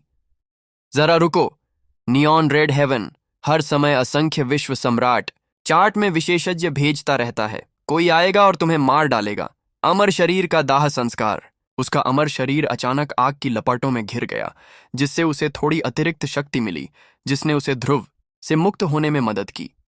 दुर्भाग्यवश उसका गॉडवर्म अभी भी कुछ दूरी पर था तथा उतरते हुए स्वर्ग और पृथ्वी भट्टी के विरुद्ध जोरदार संघर्ष कर रहा था। कितना अफसोस है, ध्रुव ने सोचा। अगर मुझे इस गॉडवर्म को वश में करने की जरूरत न होती तो मैं उसका पीछा कर सकता था। वाह, ध्रुव ने सोचा, रानी स्वप्न शैतान ने आखिरकार जायरोस्कोप ग्रहमंडल को जीत ही लिया। यह सब आस्था और किस्मत की ताकत है। मुझे लगता है कि मैं पहले से भी दुगनी शक्तिशाली हो गई हूं। मेरे तो जीन ही एकदम परफेक्ट हैं और बहुत जल्द सामान्य से 10 करोड़ गुना ज्यादा ताकतवर हो जाएंगे।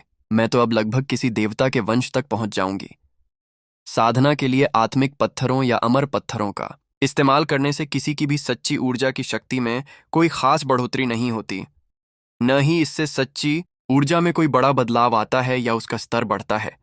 लेकिन जो आस्था और किस्मत ध्रुव ने हासिल की थी, उसकी वजह से सच्ची ऊर्जा को बहुत ऊंचे स्तर पर काबू करना मुमकिन था, जिसमें नए नए देवताओं और दूसरी बहुत गहरी रहस्यमयी चीजों को बनाना भी शामिल था। तभी उसकी मां की आवाज उसके कानों में पड़ी। ध्रुव, तुम्हारी योजना एकदम सही काम कर गई। अब जबकि रानी स्वप्न शैतान ने जायरोस्कोप ग्रहमंडल को जीत लिया है, मुझे पहले से ही आस्था की बढ़ती हुई ताकत महसूस हो रही है। कुछ समय बाद वहां के रहस्यमयी नियमों का जाल पूरी तरह से स्थिर हो जाएगा और तुम्हें पुराने टाइटन सम्राट ग्रहमंडल के मुकाबले 10 गुना ज्यादा आस्था मिलेगी, क्योंकि टाइटन सम्राट ग्रहमंडल यूफोरिया के नरक के हमले की वजह से एक सूखा और फीका स्थान बन गया था।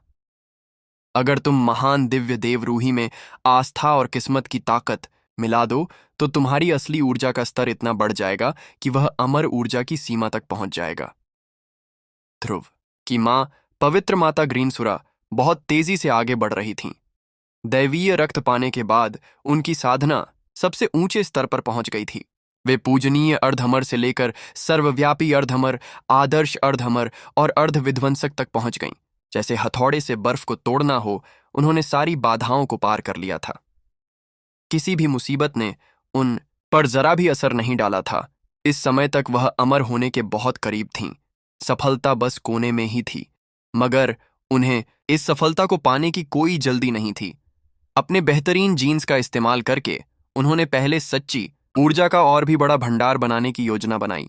फिर जब वह सफल हो जातीं, तो उनकी साधना का आधार सामान्य अमर से कहीं ज्यादा मजबूत होता। विध्वंस का स्तर पार करना एक बहुत बड़ी बात थी। अगर सही तैयारी की जाए तो इससे बहुत फायदे मिल सकते थे, लेकिन अगर जल्दीबाजी की जाए तो साधना का रास्ता मुश्किलों से भर जाएगा। ध्रुव, साधना के रास्ते पर असीम विध्वंस स्तर कोई मंजिल नहीं बल्कि शुरुआत है। पवित्र माता ने आह भरी, तुम इस मामले में बिल्कुल भी जल्दीबाजी नहीं कर सकते। जहां तक मैं समझ सकती हूं, तुम्हारे जीन जितने ऊंचे स्तर पर पहुंचेंगे, तुम्हें उतना ही धीरे चलना होगा। उन्हें पूरी तरह से परिपक्व होने दो, फिर विध्वंस में कदम रखो। तभी तुम स्वर्ग और पृथ्वी का सार और महान रूही का सार और भी ज्यादा हासिल कर पाओगे।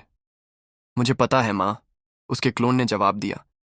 मेरा असली रूप इस समय अनगिनत दुनिया के सम्राट चार्ट में है और उसे बहुत फायदा हुआ है। वह कुछ ही दिनों में बाहर आ जाएगा और जब वह वापस आएगा तो अपनी उंगली से ही अमर प्राणियों को मार पाएगा। पवित्र माता ने भी कभी नहीं सोचा था कि उनका बेटा इतना शक्तिशाली होगा, और वह तो केवल 5वें दर्जे का तानाशाह अर्ध अमर था। एक सार्वभौमिक या आदर्श अर्ध अमर के रूप में वह कैसा होगा? उसकी आंखों में अचानक गहरी नफरत की चमक आ गई। ध्रुव, मुझे उम्मीद है कि तुम जल्दी ही उस बेरहम आदमी को मारने के लायक बन जाओगे। मैं आखिरकार पूरे ब्रह्मांड को जीत लूंगा मां, क्लोन ने कहा। चिंता मत करो, मैं उस निर्दयी आदमी को जरूर मारूंगा। मुझे अब समझ आ गया है, अगर वह भविष्य का है और मैं बदकिस्मत हूं, तो यह मुमकिन नहीं है कि वह सचमुच मेरा पिता हो। ध्रुव को धीरे धीरे यह एहसास होने लगा था कि बदनसीब लोगों में इंसान का खून नहीं होता। आखिरकार वे ऐसे लोग थे जिनका अस्तित्व कभी किस्मत में था ही नहीं। मां, जब मेरा जन्म हुआ था तो असल में क्या हुआ था? ध्रुव ने पूछा। उन्होंने एक लंबी सांस छोड़ी। मुझे लगता है कि मुझे सच बता देना चाहिए। हालांकि मैंने कई सालों तक खुद को समझाने की कोशिश की, लेकिन मुझे आखिरकार नहीं लगता कि वह निर्दयी इंसान तुम्हारे जन्म के लिए जिम्मेदार था। देखो, एक दिन ध्यान के दौरान मुझे साधना में भटकाव महसूस हुआ। मेरा मन बेचैन हो गया और मैं बेहोश हो गई। वहां मैंने सपना देखा कि देवताओं की सेना आसमान से गिर रही है। देवताओं के असीम साम्राज्य में उनका पुनर्जन्म हुआ और पूरा ब्रह्मांड अंधेरे के युग में चला गया। सभी जीवित प्राणियों ने बहुत भयानक पीड़ा झेली। हालांकि देवताओं के पुनर्जन्म के बाद एक नई सभ्यता उठी जो उम्मीद लेकर आई। यह एक नया युग था, एक नई उम्मीद। जब सपना खत्म हुआ तो ऊपर से स्वर्ग से रोशनी चमकी मुझ पर गिर रही थी। मैं जागी और बहुत बाद में मुझे एहसास हुआ कि मैं गर्भवती थी। देवताओं के पुनर्जन्म के बाद एक नई सभ्यता उठी और उम्मीद लेकर आई, और किसी सपने के बाद तुम मुझसे गर्भवती हो गई। उसने पहली बार बदनसीब शब्द उस पीले कपड़े पहने छोटे बालों वाले युवक से सुना था, और उस युवक ने भी देवताओं के पुनर्जन्म के बाद धीरे धीरे उभर रही एक नई सभ्यता के बारे में कुछ कहा था। अब उसकी मां ने भी लगभग वही बात कही थी।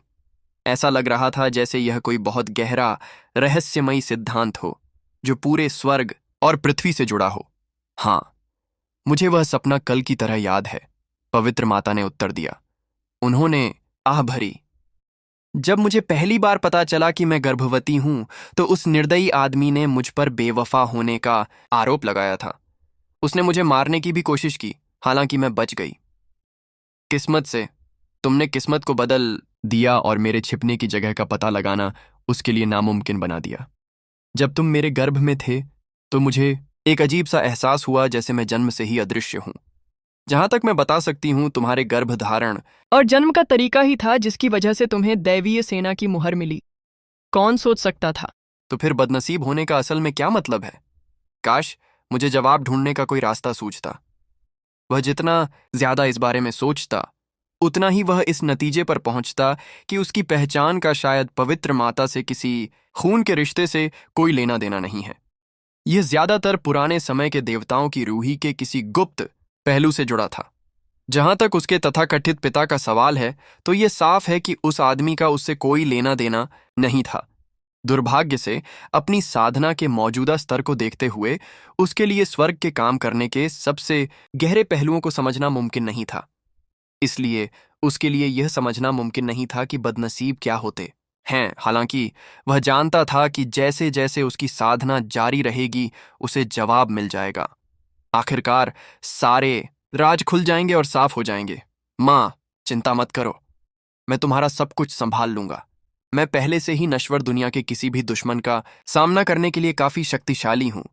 मैं जल्द ही विस्तार करूंगा, एक के बाद एक ग्रह मंडलों को जीतूंगा और अपने रहस्यमयी नियमों का जाल फैलाऊंगा। हर ग्रह मंडल को जीतने के साथ मेरी साधना का आधार और भी मजबूत होगा और मेरी आस्था की ताकत भी बढ़ेगी। आखिरकार मैं अपनी उंगली से ही अमर प्राणियों को मार दूंगा। फिर मैं अमरलोक में पहुंच जाऊंगा और कोई भी चीज मुझे परेशान नहीं कर पाएगी। बिल्कुल ध्रुव, तुम तो इस नश्वर दुनिया में पहले से ही अजेय हो।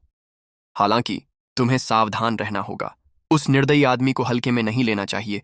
वह एक शक्तिशाली और रहस्यमयी व्यक्ति है और शायद भविष्य के लोगों के बीच भी वह बहुत ताकतवर है। वह तुम्हें मरवाना चाहता है और इस मकसद को पूरा करने के लिए तुम्हारे खिलाफ साजिश रचने से भी नहीं हिचकिचाएगा। मुझे इसकी कोई चिंता नहीं है, ध्रुव ने कहा। मैं हमेशा सतर्क रहता हूं। ठीक उसी वक्त ऊपर आसमान से एक आवाज आई। शुरुआत में यह धीमी थी लेकिन जल्द ही बहुत तेज गूंजने लगी। सच में? वहां कौन है? ध्रुव के क्लोन ने ऊपर देखते हुए कहा। वह अपने असली रूप जितना शक्तिशाली नहीं था और नरक कुचलने वाले गॉड मैमथ की ताकत का इस्तेमाल नहीं कर सकता था। उसके पास 3 दैवीय ऊर्जा कलाएं थीं। वे थीं जेड सम्राट, गहन स्वर्ग, उत्कृष्ट आकाशीय देवरूही, अद्भुत प्रोटो एपोक, अजेय युद्ध चरण और असिरयांगुक सौवास्तिका शैतान महान नारकीय ऊर्जा। चूंकि उसने इन सभी को सबसे ऊंचे स्तर तक विकसित किया था, इसलिए वह निश्चित रूप से अमर प्राणियों को मारने में सक्षम था। हालांकि यह आवाज इस तरह से गूंजी कि उसमें एक गहरे खतरे का एहसास भर गया। ये तुम हो, पवित्र माता गुर्राई। उन्होंने आवाज पहचान ली और उनके दिल में मानो डर समा गया। शून्य में देखते हुए उन्होंने कहा, तुम यहां क्या कर रहे हो? मुझे लगा था कि तुम जिस उच्च स्तरीय अमर लोक से आए हो वहां वापस चले गए हो। तुम नश्वर लोकों के बीच वापस क्यों आ गए हो?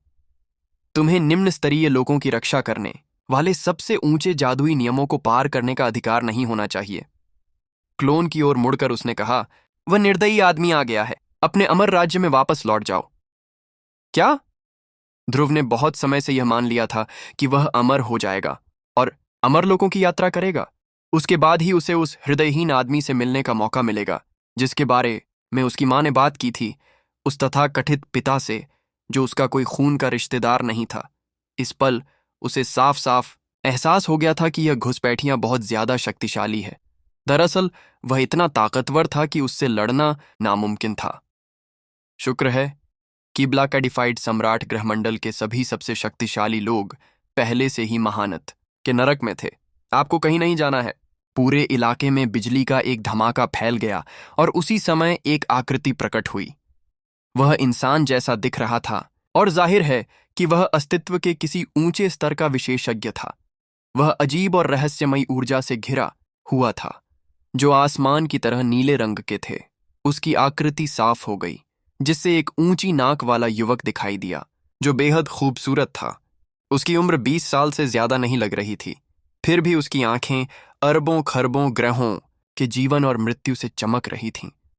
उसकी उंगलियां लंबी और पतली थीं, फिर भी ताकत से भरी थीं, और उसकी आभा ऐसी थी कि वह अरबों साल पुराना लग रहा था। कौन अनुमान लगा सकता था कि ऐसा भयंकर खतरा ब्लॉक डिफाइड सम्राट ग्रह प्रणाली पर आ जाएगा, जहां कानूनों का एक कठोर रहस्यमयी जाल फैला हुआ था और जहां भाग्य और आस्था की विशाल शक्तियां थीं। इसमें कोई संदेह नहीं था, एक बहुत बड़ा संकट आ गया था। वह बेहद खूबसूरत नौजवान कोई और नहीं बल्कि वही हृदयहीन आदमी था जिसका जिक्र पवित्र माँ ग्रीनसुरा ने ध्रुव से कई बार किया था। कम से कम नाम से तो वह उसका पिता ही था। जैसे ही ध्रुव का क्लोन उस आदमी को घूर रहा था, उसे उसकी शक्तिशाली आभा से पता चल गया कि वह लड़ने के लिए बहुत ताकतवर है। दरअसल ध्रुव का असली रूप भी उसका कुछ नहीं कर सकता था, और क्लोन तो और भी कम। हो सकता है कि अगर उसका असली रूप ईश्वर सेना की मुहर का इस्तेमाल करे तो उसे मौका मिल जाए, लेकिन अपनी ताकत से नहीं। हे भगवान, पवित्र मां ने चिढ़कर कहा, तुम यहां क्या कर रहे हो? मैं यहां क्या कर रहा हूं? उस आदमी ने ध्रुव की और देखा। वाह मेरे प्यारे बेटे, तुमने तो बड़ी हलचल मचा दी। तुमने तो टाइटन सम्राट एकेडमी को ही नष्ट कर दिया, सबको मार डाला और गुलाम बना लिया। तुमने नियमों का एक नया रहस्यमयी जाल बिछाया और ग्रह मंडलों को एकीकृत किया। हालांकि अमर लोक की तुलना में नश्वर लोक कुछ भी नहीं है, फिर भी यह उपहास के लायक नहीं है। तुम अपने वरिष्ठों को तो मूर्ख बना सकते थे, लेकिन मेरी आंखों में धूल नहीं झोंक सकते। हालांकि प्राउड हेवन सुंदर था, लेकिन उसकी मुस्कान बहुत दुष्ट लग रही थी। ध्रुव के क्लोन ने उसकी ओर देखा और कहा, मैंने सुना है कि तुम भविष्य के हो, यानी अंतरिक्ष समय के इस हिस्से में तुम्हारा कोई स्थान नहीं है। तुम एक क्लोन हो, है ना? तुम यहां क्या कर रहे हो? भविष्य वाला प्राउड हेवन ने ध्रुव के क्लोन को एक पल के लिए देखा, फिर शांत भाव से बोला, तो तुम भी एक क्लोन हो। कितने अफसोस की बात है। तुम्हारा असली रूप यहां नहीं है, इसलिए तुम्हें मारने से मुझे कोई फायदा नहीं होगा। मुझे तुम्हारी 3 दिव्य ऊर्जा कलाओं की जरा भी परवाह नहीं है। तुम्हारा असली रूप भाग्यहीन है, मुझे उसी की जरूरत है। हमें बताओ कि तुम यहां क्यों हो? प्राउड हेवन, पवित्र मां ने ठंडे स्वर में कहा। मुझे यह मत बताना कि तुम हमें मारने की योजना बना रहे हो। अरे नहीं, ऐसा नहीं है। मैं तुम्हें नहीं मारूंगा ग्रीनसुरा, फिर भी मैं तुम्हें अपने साथ ले जाऊंगा। उसके चेहरे पर एक और क्रूर मुस्कान फैल गई। मैंने अपने तथाकथित बेटे भाग्यहीन को मारने की उम्मीद की थी, लेकिन चूंकि उसका असली रूप यहां नहीं है, मुझे लगता है कि वह एक और दिन जीवित रहेगा।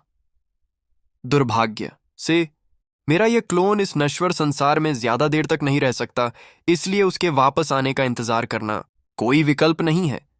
मैं तुम्हें अपने साथ ले जाऊंगा ताकि यह सुनिश्चित हो सके कि वह बाद में मुझे ढूंढने आएगा। पवित्र मां चिल्लाईं, तुम एक रीढ़ विहीन जानवर हो। प्राउड हेवन, वह अचानक जोर से हंस पड़ा। जाहिर है उसे उसकी बातों से बिल्कुल भी गुस्सा नहीं आया था। रीढ़ विहीन जानवर? ग्रीनसुरा, गाली देते वक्त तुम्हारी जुबान अभी भी तेज है। शाबाश। मुझे उत्सुकता है कि बंदी बनाने के बाद तुम मुझे और कौन कौन से मनगढ़ंत श्राप दोगी। चिंता मत करो, मैं तुम्हें चोट नहीं पहुंचाऊंगा। मैं बस तुम्हारा इस्तेमाल अपने बेटे भाग्यहीन ध्रुव को बाहर निकालने के लिए करूंगा।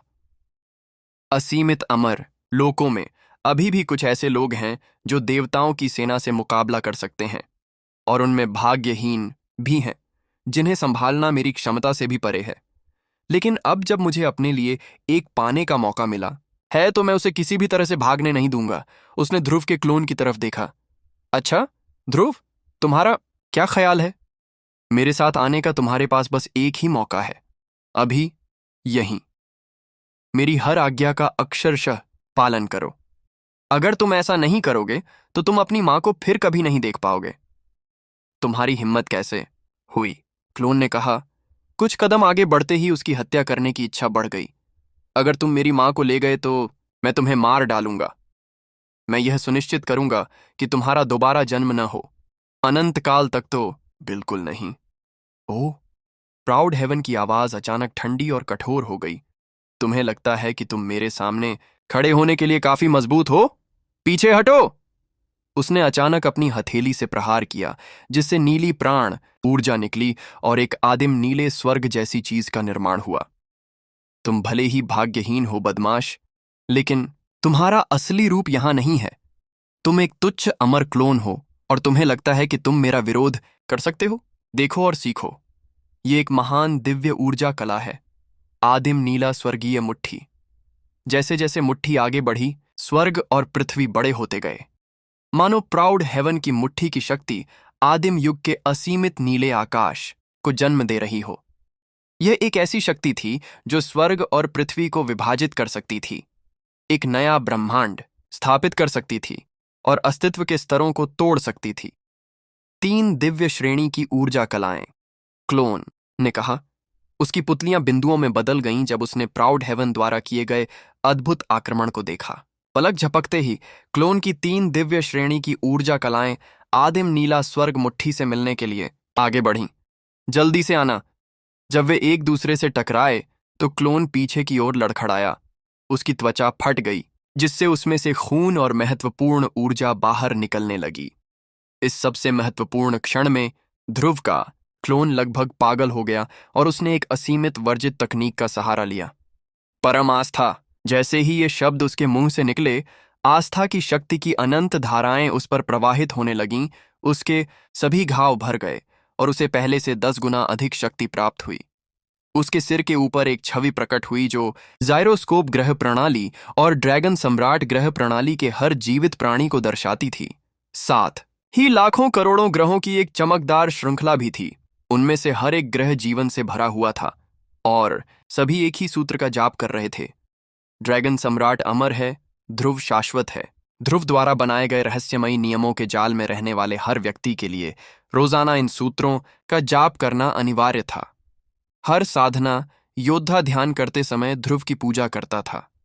जो कोई ऐसा नहीं करता था, उसे उसके पूरे कुल के साथ मौत की सजा दी जाती थी।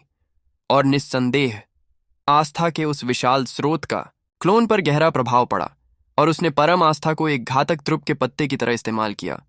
आखिरकार ध्रुव ने परम आस्था इसलिए तैयार की थी ताकि अगर अमर लोग उससे निपटने के लिए कोई शक्तिशाली व्यक्ति भेज दें तो उसे भी इसका सामना करना पड़े। और निस्संदेह इसका इस्तेमाल प्राउड हेवन पर भी उतना ही अच्छा किया जा सकता था। इस कदम ने सभी जीवित प्राणियों की आस्था और विचारों को प्रभावित किया, जिसके कारण जायरोस्कोप ग्रह प्रणाली और ड्रैगन सम्राट ग्रह प्रणाली दोनों में हर किसी को अचानक एक शक्तिशाली दुश्मन की मानसिक छवि दिखाई दी, जो कोई और नहीं बल्कि प्राउड हेवन था। उस क्षण वे सभी मानसिक रूप से उसकी निंदा करने लगे, मानो वह एक अत्यंत दुष्ट और क्रूर शैतान भूत हो जो सभी जीवित चीजों का दुश्मन हो। घृणा, यह तो कच्ची नफरत थी और यह सभी जीवित प्राणियों के दिल की गहराई से ऊपर उठी। अचानक एक तूफान उठा जिसने आदिम नीला स्वर्गीय मुट्ठी को चूर चूर कर दिया। यह गिनना असंभव था कि 2 विशाल ग्रह मंडलों में फैले लाखों करोड़ों ग्रहों पर कितने जीव रहते थे। उनकी आस्था की संयुक्त शक्ति कितनी प्रबल होगी, इससे कितनी नफरत पैदा हो सकती थी। स्वर्ग से नफरत करने के लिए पर्याप्त, पृथ्वी से नफरत करने के लिए पर्याप्त और सभी भूतों और देवताओं से नफरत करने के लिए पर्याप्त। प्रतीत होता है कि असीमित घृणा आस्था के एक शक्तिशाली हमले में बदल गई, जिसे ध्रुव के क्लोन के माध्यम से प्राउड हेवन पर प्रहार करने के लिए भेजा गया। ओह, तो तुम्हें पता है कि यह कैसे करना है? प्राउड हेवन की पुतलियां अचानक सिकुड़ गईं। मैंने कभी नहीं सोचा था कि तुम्हारे क्लोन के पास इतना जबरदस्त त्रुप का पत्ता होगा यार, लेकिन मुझसे निपटने के लिए यह काफी नहीं है। पलक झपकते ही उसके सिर के ऊपर एक प्राचीन नीला देवता प्रकट हुआ। उसने कांसे के कवच पहने हुए थे और उसके सिर के चारों ओर एक नीला प्रभामंडल था। वह बिल्कुल किसी साधु या शायद किसी प्राचीन बुद्ध जैसा लग रहा था। बुद्ध पर्वतों और नदियों को हिलाते हैं। पलक झपकते ही असीमित बुद्ध शक्ति विनाशकारी शक्ति के साथ नीचे आई। यह दिव्य ऊर्जा कला और बौद्ध साधना ऊर्जा कला का एक गहरा संयोजन था, जो हर पहलू में अत्यंत रहस्यमयी था। जहां तक बौद्ध साधना ऊर्जा कला का सवाल है, यह वह प्रकार था जो पाप को निष्प्रभावी कर सकता था और घृणा को कम कर सकता था। मां, यहां से निकल जाओ। महानाता के नरक में मेरे अमर राज्य में प्रवेश करो। ये प्राउड हेवन तो बस एक क्लोन है, इसलिए उसकी एक सीमा है कि वह उसे बाहर निकालने की कोशिश कर रहे। जादुई नियमों को कितनी देर तक टाल सकता है? मैं बस उसकी शक्ति को कम करता रहूंगा। क्लोन बलिदान पवित्र। माँ तेजी से महानाता के नरक के मार्ग की ओर मुड़ गईं। माफ करना, तुम कहीं नहीं जा रहे। प्राउड हेवन ने चेहरे पर एक क्रूर मुस्कान के साथ कहा। मुझे सचमुच हैरानी है कि एक क्लोन के लिए तुम इतने मजबूत हो। बदकिस्मती से मैं ग्रीनसुरा को अपनी नजरों से ओझल नहीं होने दूंगा। मुझे परवाह नहीं कि तुम मेरा ध्यान भटकाने के लिए क्या क्या चारा डालोगे। स्वर्ग और पृथ्वी का उलटफेर, देवताओं का भावी दांव, असीमित भविष्य। प्राउड हेवन से एक अजीब और राजसी इच्छा शक्ति निकली जो एक चमकदार रोशनी बन गई और उसे तब तक घेरे रही जब तक वह दिव्य प्रकाश से जगमगा नहीं उठा। पलक झपकते ही वह पहले से हजारों गुना तेज चलने लगा। प्राउड हेवन का क्लोन रूप टुकड़े टुकड़े हो गया जब उसने ध्रुव की परम आस्था की शक्ति के खिलाफ लड़ाई लड़ी और वह पवित्र मां की ओर बढ़ते हुए दिव्य प्रकाश के धुंधलेपन के अलावा कुछ नहीं रह गया। उसका चेहरा उतर गया जब उसे एहसास हुआ कि उसके पास महानाता के नरक के मार्ग तक पहुंचने का समय नहीं होगा। तुम मेरे साथ आओ। दिव्य प्रकाश पवित्र मां के चारों ओर लिपटा, फिर ऊपर एक अमरलोक में प्रवेश कर गया। फिर प्रकाश और पवित्र मां दोनों ही गायब हो गए और पीछे कोई निशान भी नहीं छोड़ा कि उनमें से किसी का कभी अस्तित्व था। बस एक ही चीज बची थी, वह था प्राउड हेवन से आया एक आखिरी संदेश। ध्रुव, अगर तुम अपनी मां को वापस पाना चाहते हो तो अमर लोकों में चले जाओ। ऊपर के लोकों में आओ और मुझे खोजो। मैं इंतजार कर रहा हूं। फिर वह जोर से हंस पड़ा जो धीरे धीरे गायब हो गया। धिक्कार है, धिक्कार है। ध्रुव के क्लोन ने अपना सिर पीछे फेंका और एक लंबी चीख मारी। दुर्भाग्य से ऊपर की अमर दुनिया की बाधाओं को तोड़कर उसका पीछा करने का कोई रास्ता नहीं था।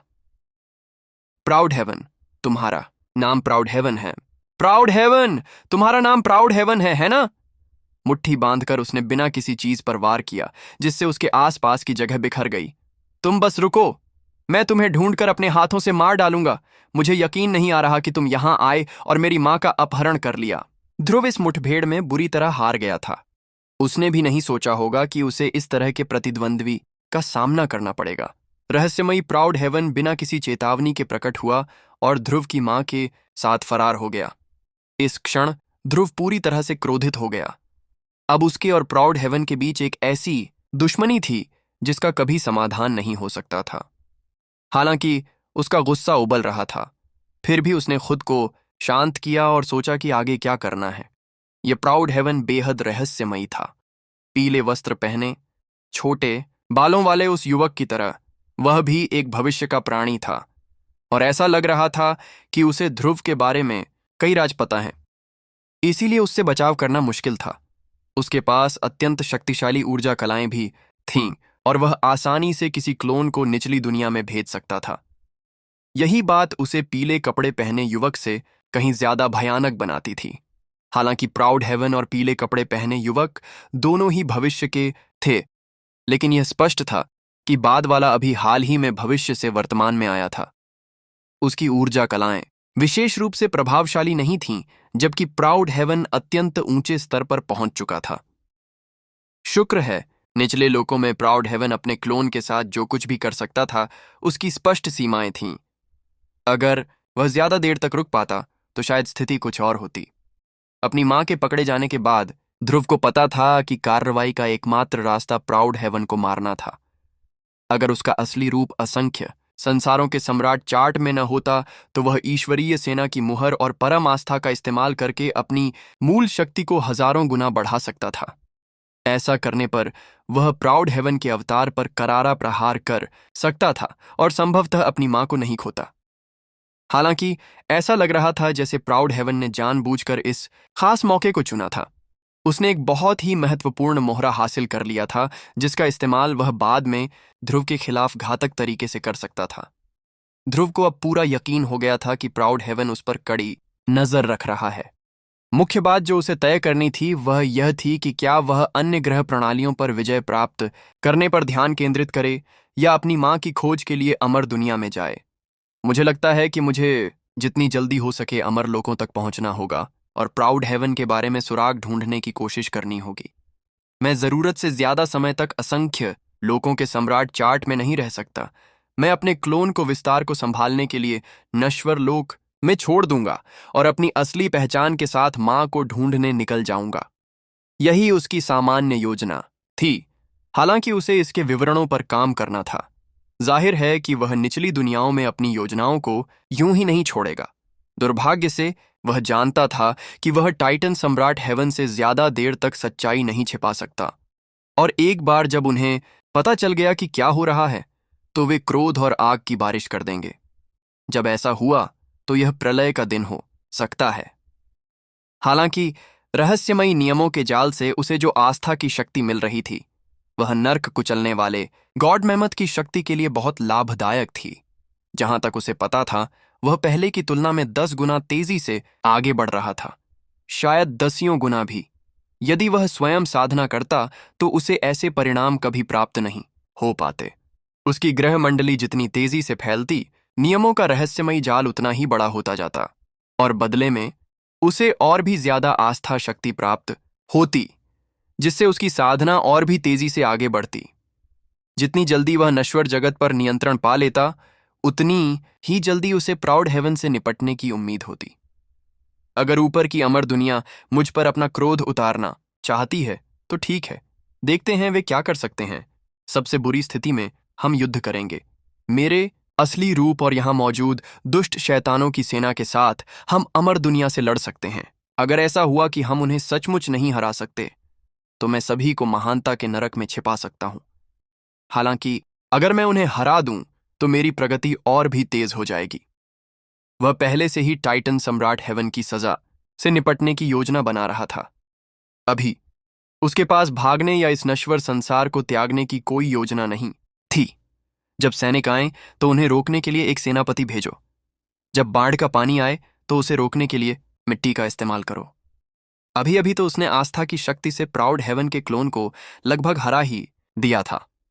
अगर नियमों का रहस्यमयी जाल और भी मजबूत हो जाए तो वह क्या क्या कर पाएगा। असंख्य संसारों के सम्राट चार्ट में ध्रुव का असली रूप अभी अभी घटी हर घटना के बारे में जानता था, और जाहिर है वह खुश नहीं था।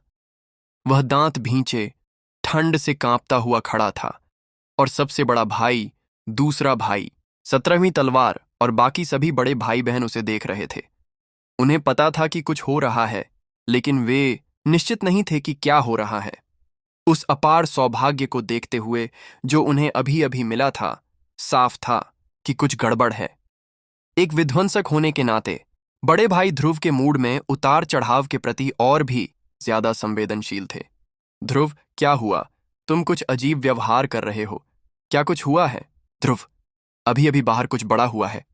प्राउड हेवन नाम का एक आदमी आया और मेरी मां का अपहरण कर ले गया। धिक्कार है। उसने कुछ और जानकारी दी, फिर बोला, हम यहां असंख्य संसारों के सम्राट चार्ट की खोज में नहीं रुक सकते। हालांकि यहां बहुत सारा खजाना है, फिर भी मेरी योजनाएं बदल गई हैं। प्राउड हेवन की दुष्ट योजना सफल रही, लेकिन शुक्र है कि उसने मुझे सीधे तौर पर नुकसान नहीं पहुंचाया। खैर, मैं इसे यूं ही नहीं जाने दूंगा। इसके अलावा यह बस समय की बात है जब टाइटन सम्राट हेवन को पता चलेगा कि क्या हो रहा है और वह ड्रैगन सम्राट ग्रहमंडल पर हमला करेगा। अगर ऐसा हुआ तो मुझे शैतानों की एक सेना बुलाने के लिए अपना असली रूप दिखाना होगा। इस समय बाहर की ताकतें एक अमर दुनिया से बचाव करने के लिए पर्याप्त मजबूत नहीं हैं। बड़े भाई ऐसे इंसान थे जिन्हें स्वर्ग या धरती की किसी भी चीज से डर नहीं लगता था। हालांकि जब उन्होंने प्राउड हेवन का नाम सुना तो वे अचानक सिहर उठे। क्या? ये तो पागलपन है। तो वो वापस आ गया। लेकिन क्या वह तुम्हारे पिता नहीं है, ध्रुव? बड़े दूसरे भाई ने कहा। चूंकि उसने तुम्हारी मां को मारने की कोशिश करने के बजाय उन्हें बंधक बना लिया, तो शायद इसका मतलब है कि वह खतरे में नहीं है। चिंता मत करो पिताजी। ध्रुव के चेहरे पर गंभीर भाव उभर आए। सच तो यह है कि मेरी मां ने देवताओं की सेना के निर्वाण, पुनर्जन्म और एक नई सभ्यता के जन्म का सपना देखा था। उसी समय वह मुझसे गर्भवती हुई। मुझे नहीं लगता कि उनकी गर्भावस्था का उस आदमी से कोई लेना देना था। अगर मैं सचमुच उनका बेटा होता तो मैं भाग्यहीन कैसे हो सकता था? और उनका अपहरण मेरे खिलाफ एक चाल थी, इसलिए मैं उनके साथ व्यवहार में ढिलाई बिल्कुल बर्दाश्त नहीं कर सकता। चिंतित स्वर में